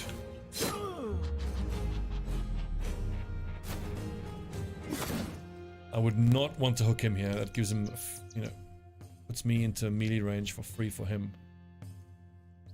Disaster.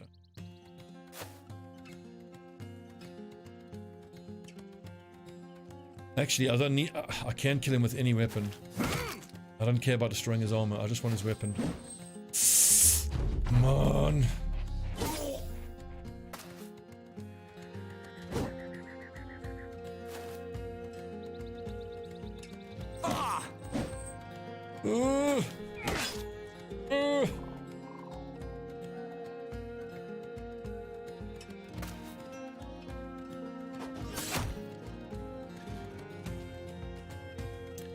Davis, sorry. I've got a friend whose name is spelt the same and he pronounces it Davies, sorry.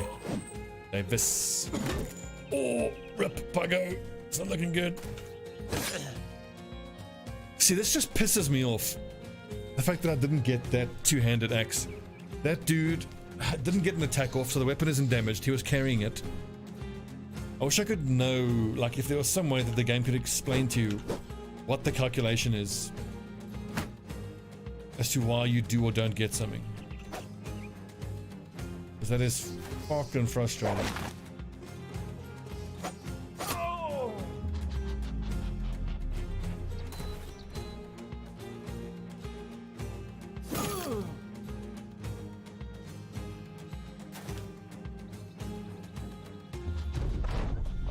Okay, good.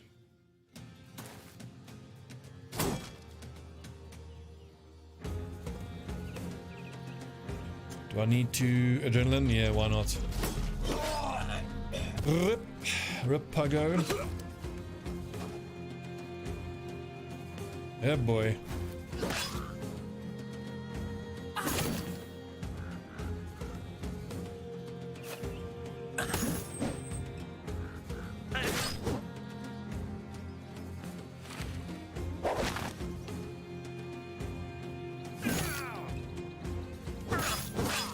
Job, lads. And get him.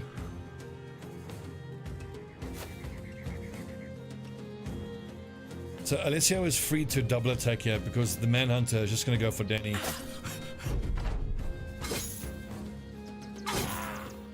Haven't hit his helmet yet. That's good. Oh, yes.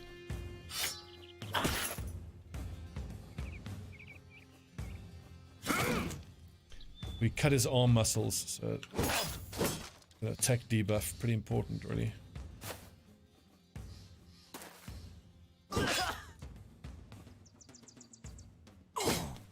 Oh, don't hit the head. No. Clutch. You drop anything? Man, the game is screwing me over. It just gave me the shield. It didn't give me his weapon.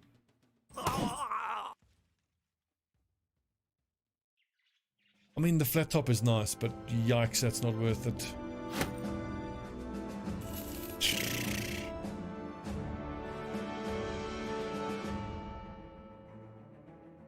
And look at these rolls. What is that? Okay, what's my goon leveling order? Adrenaline, student, rotation.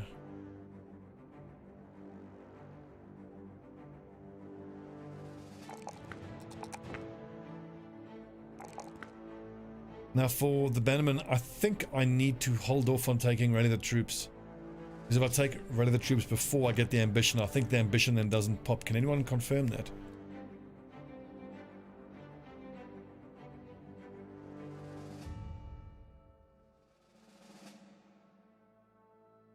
I'll come back to that.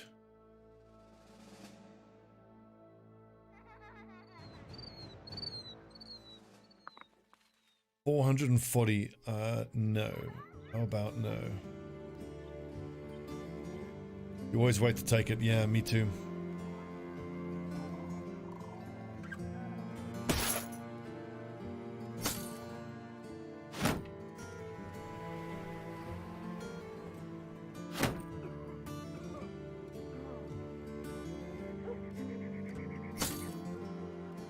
Welp, these helmets are good at least.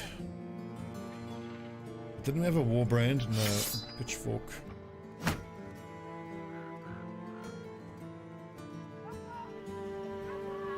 You're the third person to say it's Legends in the title. I need to have another command in the title saying exclamation mark, read the bloody title carefully. It's exclamation mark, Legends.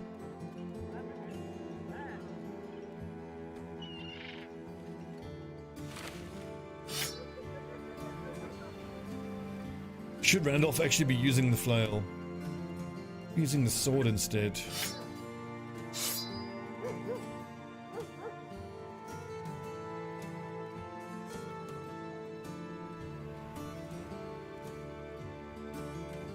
Hans the rat is rubbish. I don't think we have a fisherman yet. Ugh, I'm not hiring that as a goon. Says apparently the sash event only condition to spawn is not having a sash. If you lose your sash, get another event for it. Okay, good. Oh, and now Donkey, embarrassingly now, the command isn't working. Ah. Ooh. 42 plus 3, ranged skill 3, so call it 45. 49 with, it's 49, that's plus 49 if I take gifted. There's 80, it's 91. I think I gotta take that. That's another archer, and we're gonna have 4 archers in total. So far I think we only have 1 archer so far, and I want to have 4. And in honor of my shit talk, Donkey Kong, I will give you this lad.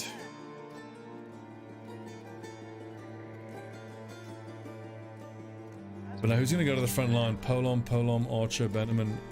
Okay, so Madden, sorry mate, you need to live on the front line for a bit.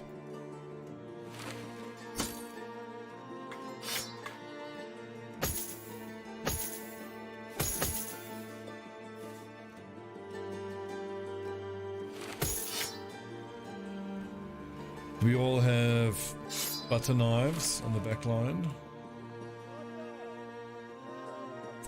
Could someone be using this Morning Star? I don't think so. What yet?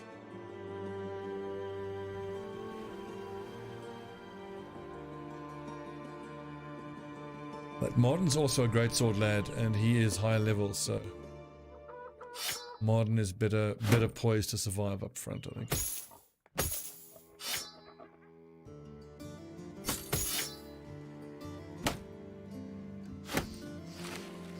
Yes, that's better. Ugh. There. There we go. What happened to the body armor, lads? Oh right, the person who died essentially lost it. Right, so you can sell your sash to get a new event to get 2, but looks like it must have been fixed. Wolfenheim, I remember years ago they announced something about like a cyberpunk-esque turn-based thing, but I don't recall anything, you know, any follow-up from that or to that.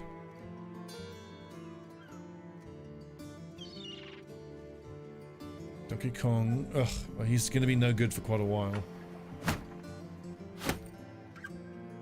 But eventually he'll be just as good, if not better than Danny. And we can go ahead and give our Bannerman recover.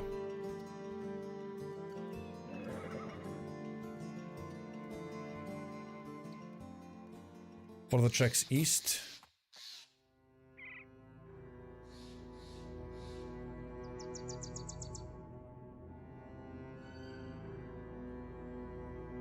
Some thugs and a few poachers. I do not want to fight them on rocky terrain. Although it is night time, so let's take the fight. Okay, what time is it? I need to stop soon. Got a little headache going. I have been awake since 5 AM this morning. So, while this fight plays out, let me tell you lads a tale of woe how my day started. I set my alarm nice and early to get to the fishing grounds. That they open their gates at 6 AM. I was up at 5. Out the door by 5:30. I was waiting at the gates just before 6 o'clock. They open the gates, I get in. I'm the first person on the water. It looks incredible. You know, it's just before sunrise, not even sunrise. Bit of like fog, steam coming off the water, plenty of risers, huge amount of activity. No one else around. I'm like, this is awesome. I then take my rod out of its rod bag, start putting my rod together, and I realize I've got the front piece from my one rod and the back piece from my other rod, and they don't fit. and I don't have a rod that I can use. So I had to drive half an hour back home, get the right rod piece, drive half an hour back there, at which point I'd missed that golden hour. And like 10 other people that showed up. I was so gutted. But on the plus side then, within an hour, I then caught that lacquer rainbow trout, which then made up for it.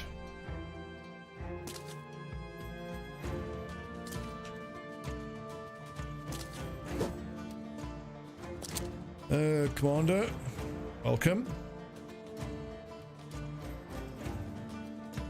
It's funny when I see the word commander in your name, I'm reminded I used to play Mech Warrior online with a clan called the Red Rogue Stalkers, Third Red Rogue Stalkers. I remember how much fun I used to have on Mech Warrior Online. I actually got as far as reinstalling it the other day, but then I loaded it up and I got into the mech bay and just saw... I don't even know how to describe it. The interface in the mech bay, it's just... I was fucking speechless with how complicated it was.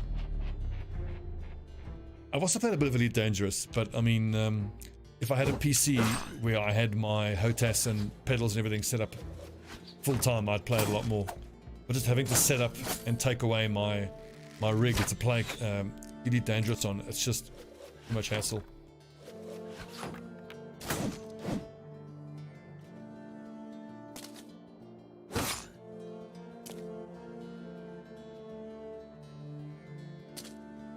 So, do any of you lads play Mech Warrior Online?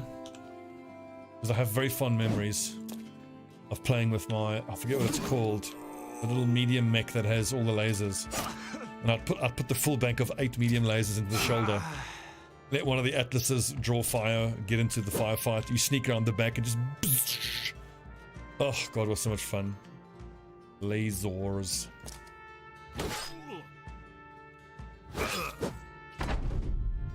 Hunchback, there we go, that's the one.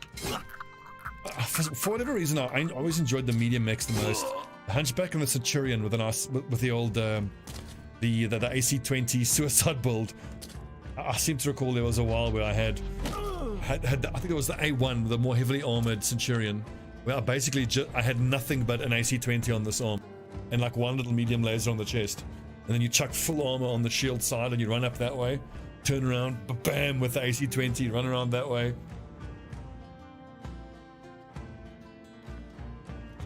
Yeah, the Kintaro I found incredibly irritating to fight against. It just did everything quite well.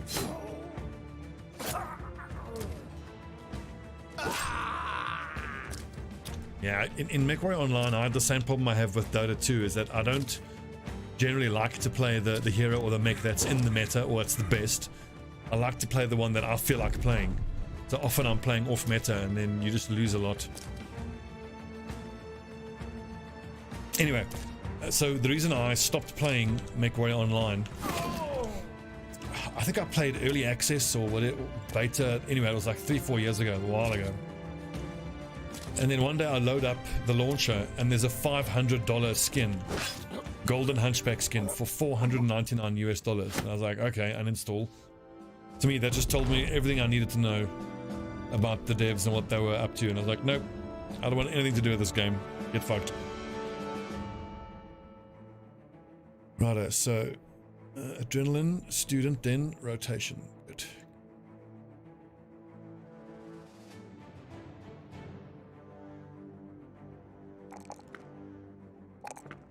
Like, I mean, taking a +2 makes me sad, but for melee skill, when you don't have a star, if it rolls a 2 or a 3, I think you have to take it. And this is good. The more lads with rotation we get, the better.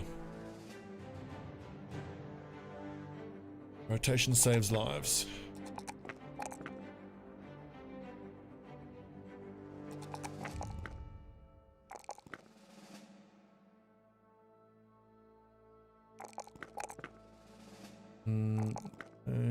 Stats are not great. For the archer, this is a pure archer build, so I think I need to pick up bullseye at this level. So gonna be a dead perk for quite a while, but I need to pick it up now. Oh. Polearm lads. Let's see. Adrenaline, student, Are the polearm lads also taking rotation? I suppose they have to. If the person who's on the front line, even if they have rotation, they might not have the fatigue to use it.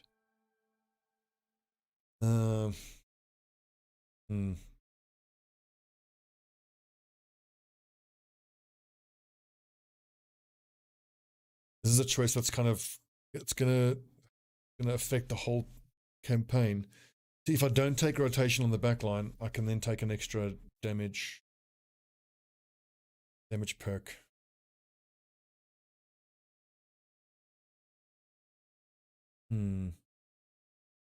So let's look on the rest of the build order. So currently I've got Adrenaline Student, Rotation, Bags and Belts, Polearm Specialization, Nimble or Battle Forge, depending on whether I'm taking light or heavy. Level 8 we take Colossus or Brawny, depending on light or heavy armor. Then we take Overwhelm, then Quick Hands, then Recover and Berserk. So in terms of Overwhelm, I mean, I have got Adrenaline. I could take Overwhelm. I've already got it at level 9. So the only other skill really I could take is Executioner or Crippling Strikes, but that does nothing against Undead. See, Footwork is good for him, but it does nothing when you have a brother in front who's desperate to get away. And the polearm lads are going to have bags and belts, so they will have a good heater shield in their backpack. Yeah, rotation saves lives. I mean, yeah.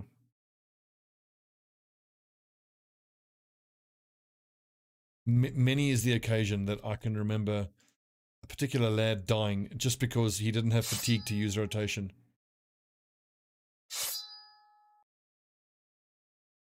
Rotation saves lives.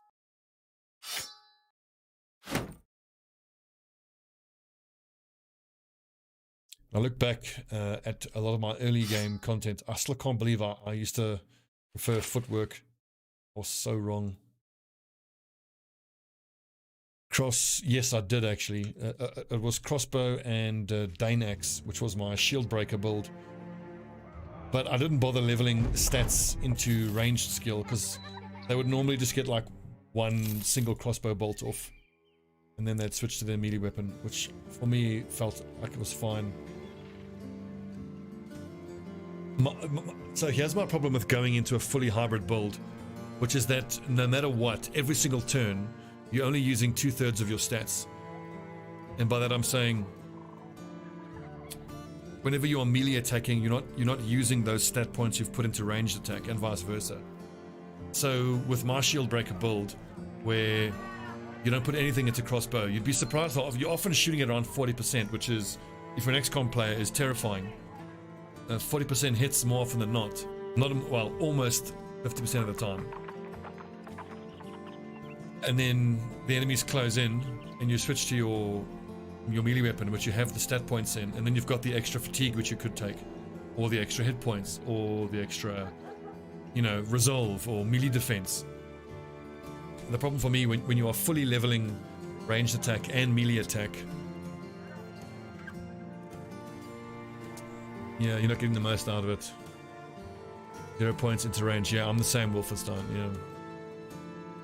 Anyway, I really want to take this 3-skull, this kill bandits mission, but it could be quite a scary one, and we don't have great armor. Like, I need to repair this armor here. Only 76. So Wolf, that's exactly how I look at it as well. That's exactly right.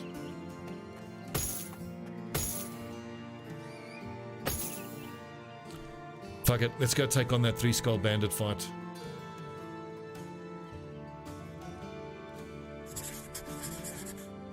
And this will be the last fight for the night, then we'll call it an evening. Hybrid cross and throwing axe. Yeah, I'd agree with that. Although, for me, my hybrid ranged guys has always been bows and throwing weapons. And the throwing weapon that I use, controversially, is the throwing axe, because it performs better against armor. So that way, when I go between my warbow and my barbarian throwing axes, I'm effective against unarmored targets and armored targets. I do know that the most damage you can get out of a thrown weapon is a barbarian javelin, if your brother has, called again, duelist. I mean, duelist does nicely for the throwing axes as well, but it gives you more for the javelins. But the thing is, with my hybrid build, I don't like dedicating the extra perk to duelist, which gives you nothing for you when you're shooting with your bow.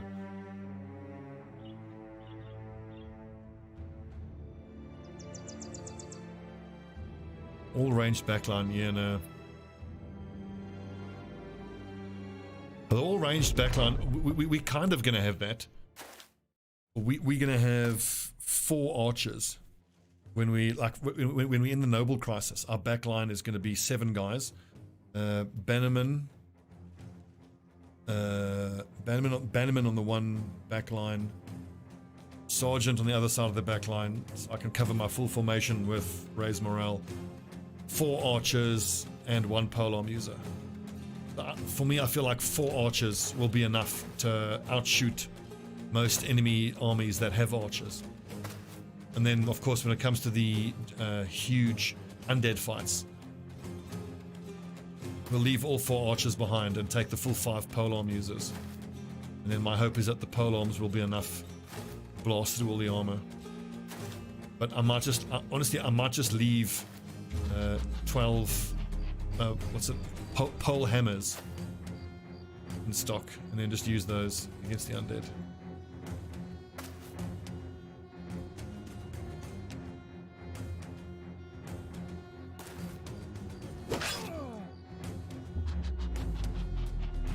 What's up, Felipe? I'm very well. It's so nice to be streaming again.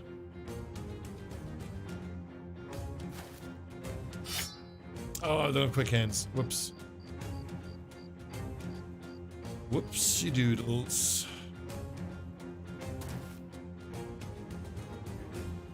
What more of these lads had adrenaline?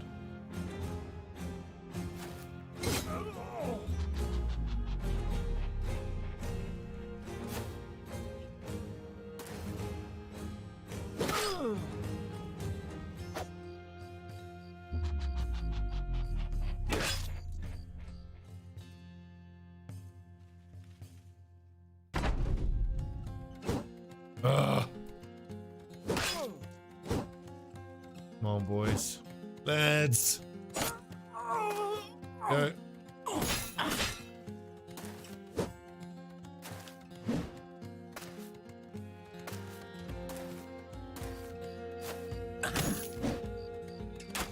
Southern flank looking a bit beat up.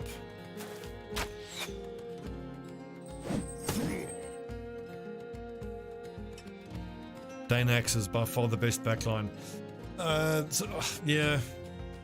I always issue the caveat of it depends. I'm extremely fond of my shield breaker build, and I love the Dane axes. They're so useful. I mean, axes overall are the most versatile weapon. Break shields. You do excellent armor damage. You do really good base hit point damage, so you're decent against unarmored targets as well. You can break shred shields, break normal shields. It's really good.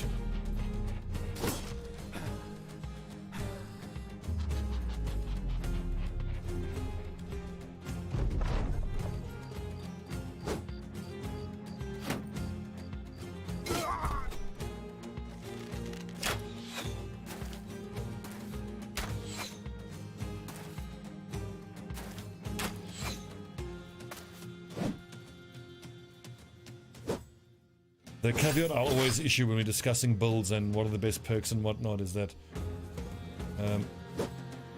anything can work as long as you play according to the strength of what you're going for.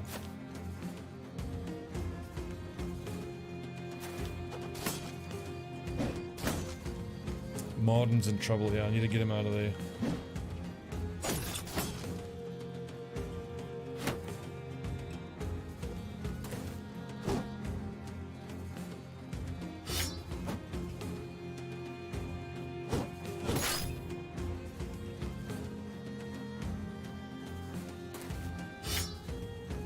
I need to stab this dude a couple times. Break his morale.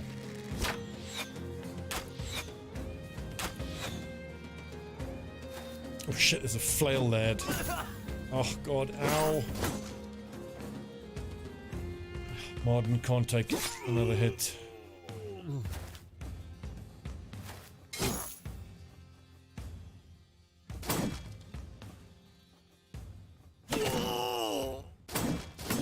Ooh. Nice.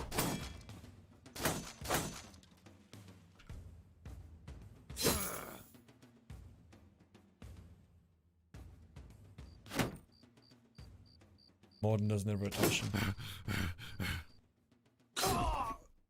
Clutch, Raging Fury.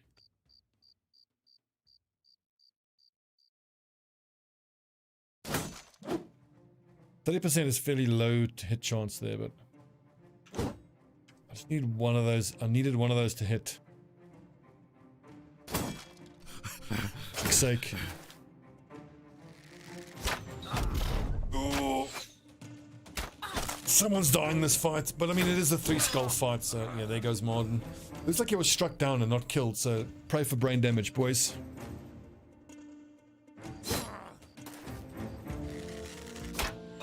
You'd say that again, yeah, hopefully it does go better.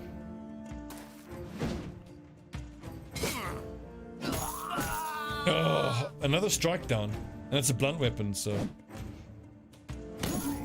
Oh Christ, the whole fight is going tits up. It's another strike down.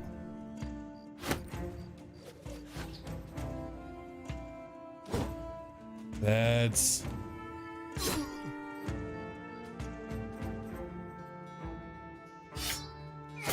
Now I have to abandon trying to dagger this dude.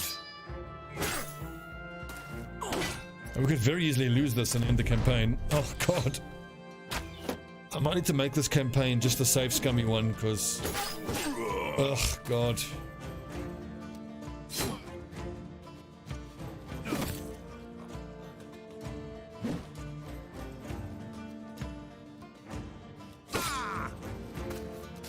Oh god, lads.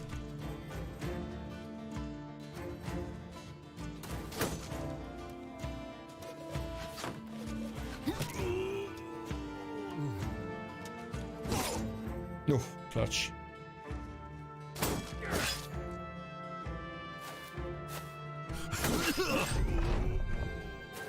We've lost a lot of lads. 4, it's gonna be 5 and 6. It's just thugs in here as well. This shouldn't have gone this badly, but we did have a lot of damaged armor going into this.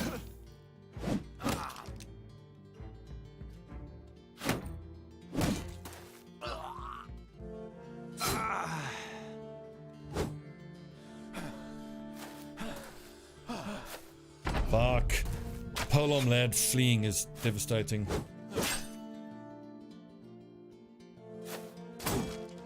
Kill him. Ooh.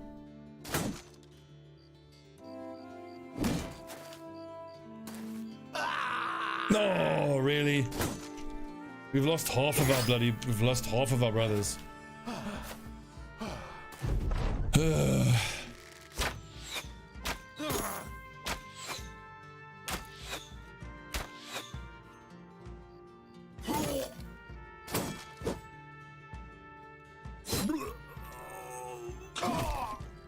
This is a Pyrrhic victory. Yeah, the little archers should run away now.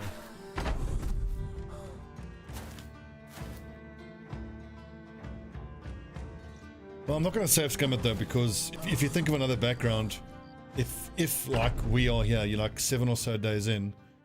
Look at that. Missed finger, missed ear, missing eye. None of these forced retirement, so we only lost 2 guys really. Anyway, on another background, at the 22-day mark, it wouldn't be uncommon for you to have like 6 or 7 lads. Right, Madden.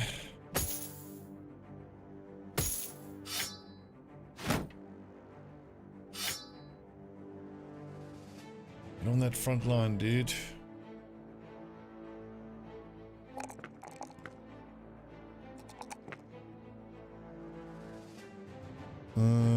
Oh my great sword lads. They're gifted. Shield breaker. Lad. Student recover. Patient.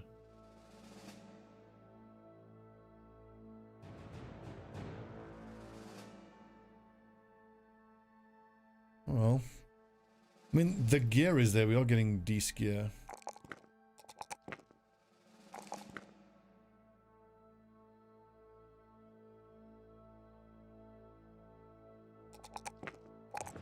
Five. Excellent. How about a bow and arrow? Nothing, really?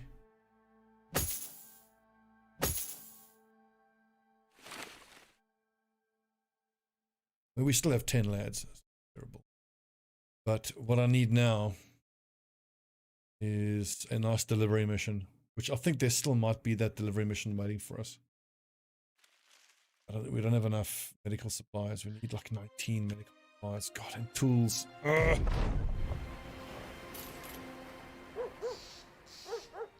Never have any money. Let's liquidate. It's 115, so prices are pretty good. I need all this money.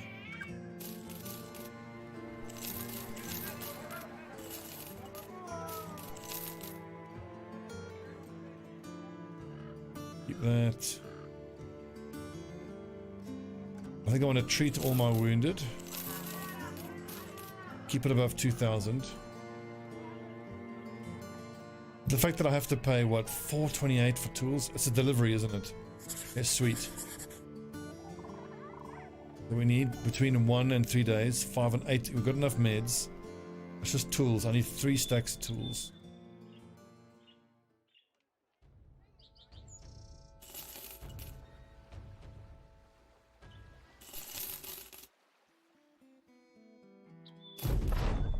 Hey. Right, Bannerman.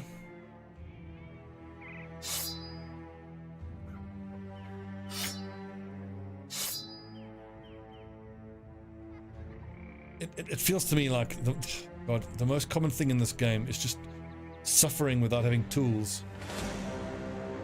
Some thugs and some raiders. I would love to keep fighting raiders, but I've got no armor on the front lines.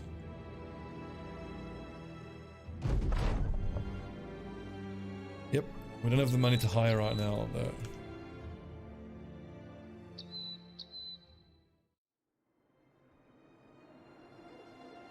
I'll stop in at Wolfenberg for some tools and then go down to Kadima. I need to buy 3 stacks. You're kidding me. Oof. I think that was Necrosavants.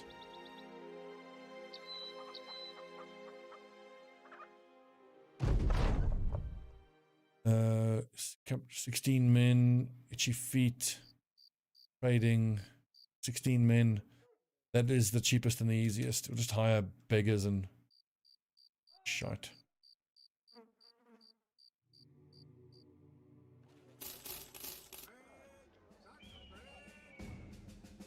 Right, who's cheap?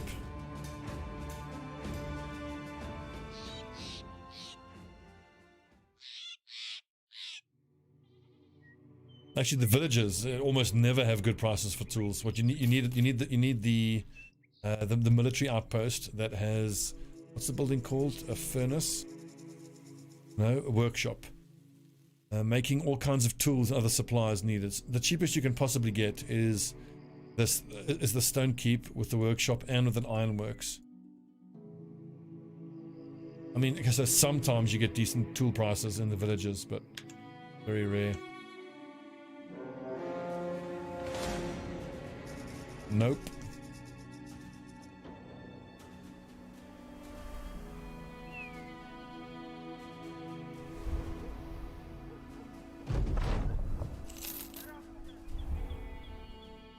$455. Yikes.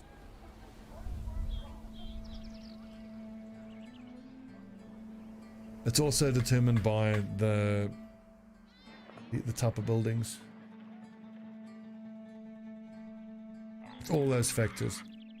I'm telling you, in my 2,000 odd hours, I've never seen decent tool prices in a village.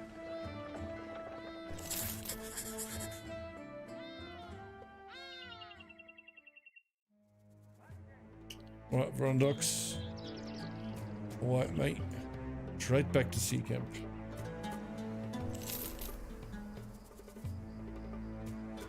I need to hire 6 lads. Oh god, food. We're almost out of food.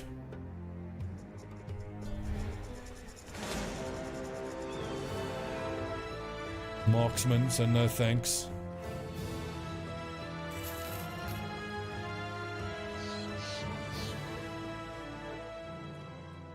That's a good price.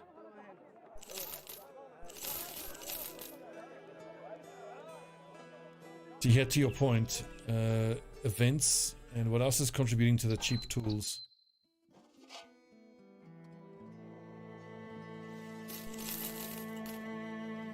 Well, good. Let's try to remember that Steinhausen should be a good place to get tools.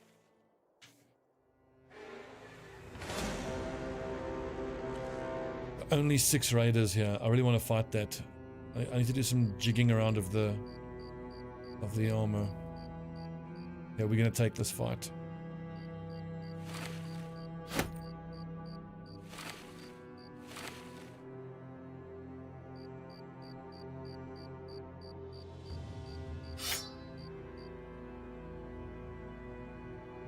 Just checking that everybody on the front line actually has knives. And if there is a boar spear to be used, lads who have less than 60 melee skill be using spears. 5. 61, 62.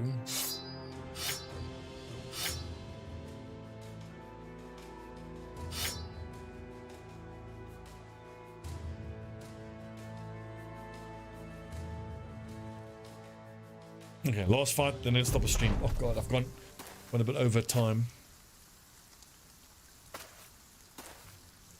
Ooh, we'll take his armor, that's for sure. Give me that sweet, sweet armor.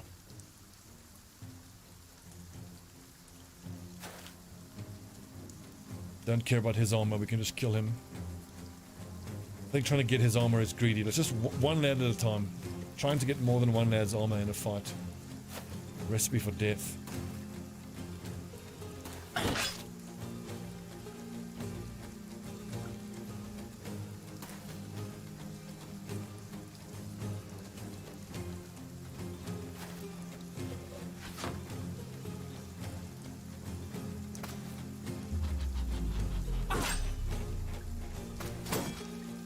Hit.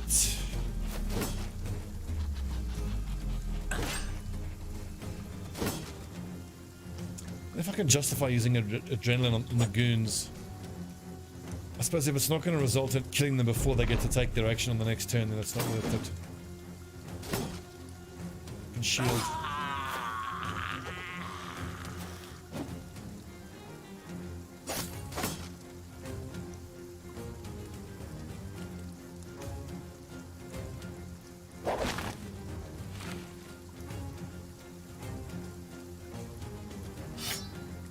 Right.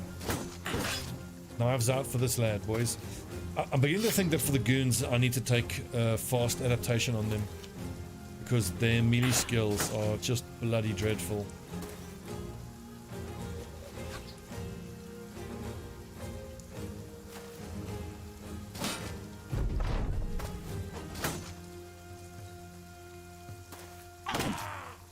Well, shit. This fucker here, oh, it's been so hard to kill him. Come on.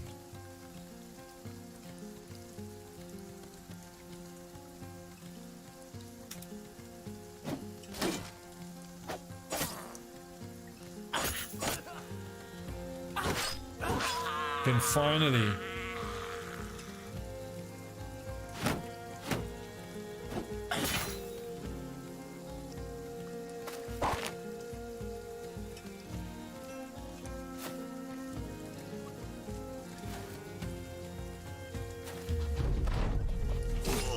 Oh, a headshot there might have killed him.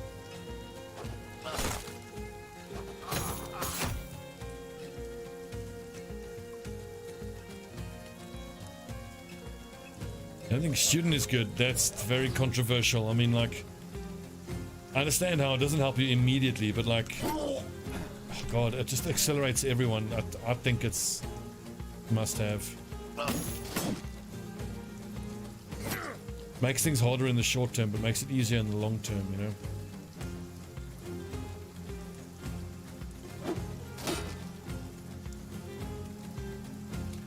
Well, rip Raging Fury.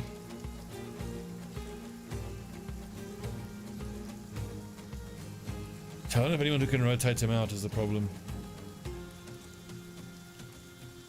Can Raging Fury rotate himself out? Eventually can.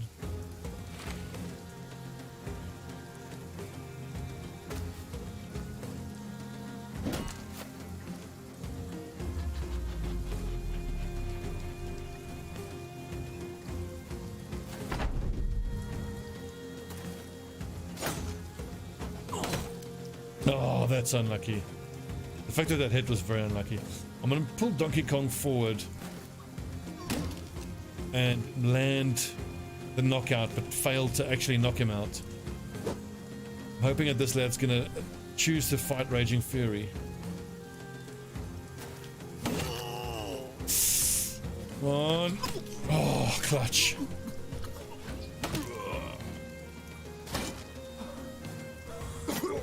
There we go, finally. Fucking hell.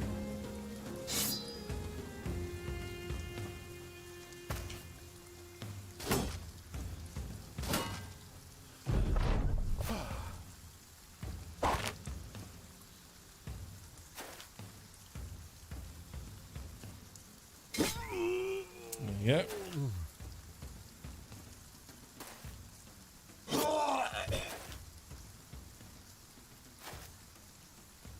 Now he's got full armor. Try grab it.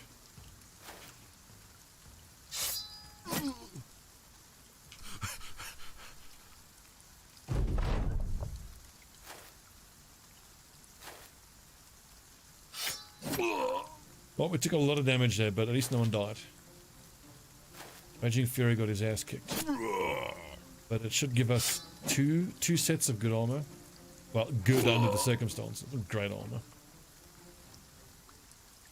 The fact that it's worn chainmail.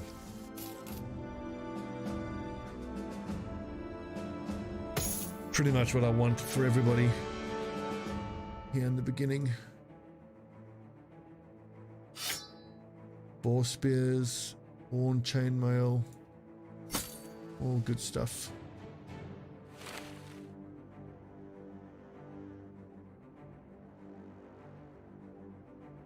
Modern, level 4 greatsword user. Plus 3s there are actually quite nice. Right, greatsword lad. Student. Recover rotation. Polearm user. Could also be rotation out this turn. Adrenaline student rotation.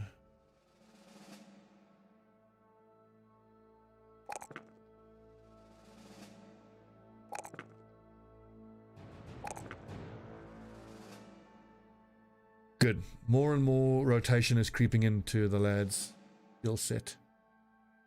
Keep the boys alive.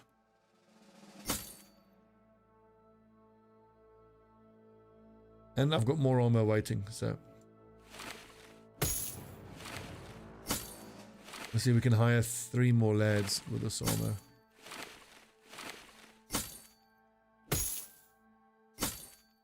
Don't know if I have weapons for them. Suppose, oh yeah, look at that, we've got 2 war forks and a hooked blade.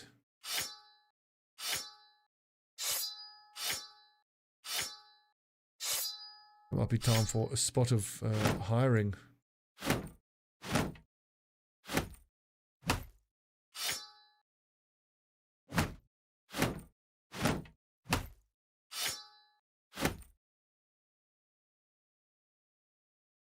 Excellent.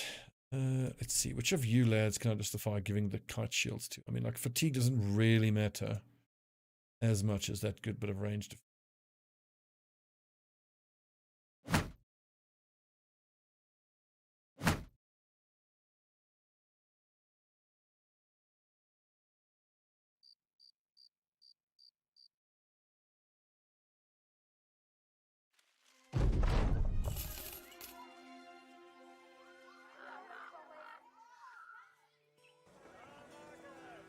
Okay, right, good start. That's it for tonight. Let's save over my offline bloody peasants. Make sure. Okay, good. So we did 27 days. A lot of deaths, unsurprisingly. It could be going a lot better. We're down to 10 lads. We need to have a roster of 16 men. We only have 900 gold. Yikes. I need to get to a big city where I can find some beggars and cripples and just get the numbers up. The nearest big city. C-stat. Just pop over to C-stat.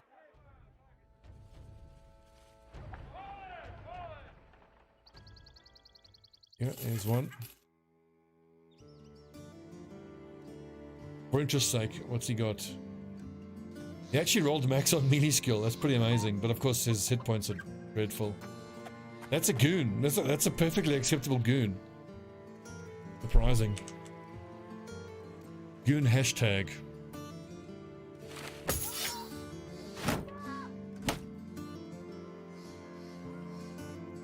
Well, lads, I shall see you Wednesday night for the continuation of the stream. How much did we do tonight? We did, what, 3.5 hours? 2.5 hours. Yeah, it's about right. We'll try and do 2.5 hours, maybe 3 hours. I'll see you guys on Wednesday. May the bloody peasants actually make it happen this time. Cheers, lads. See you then.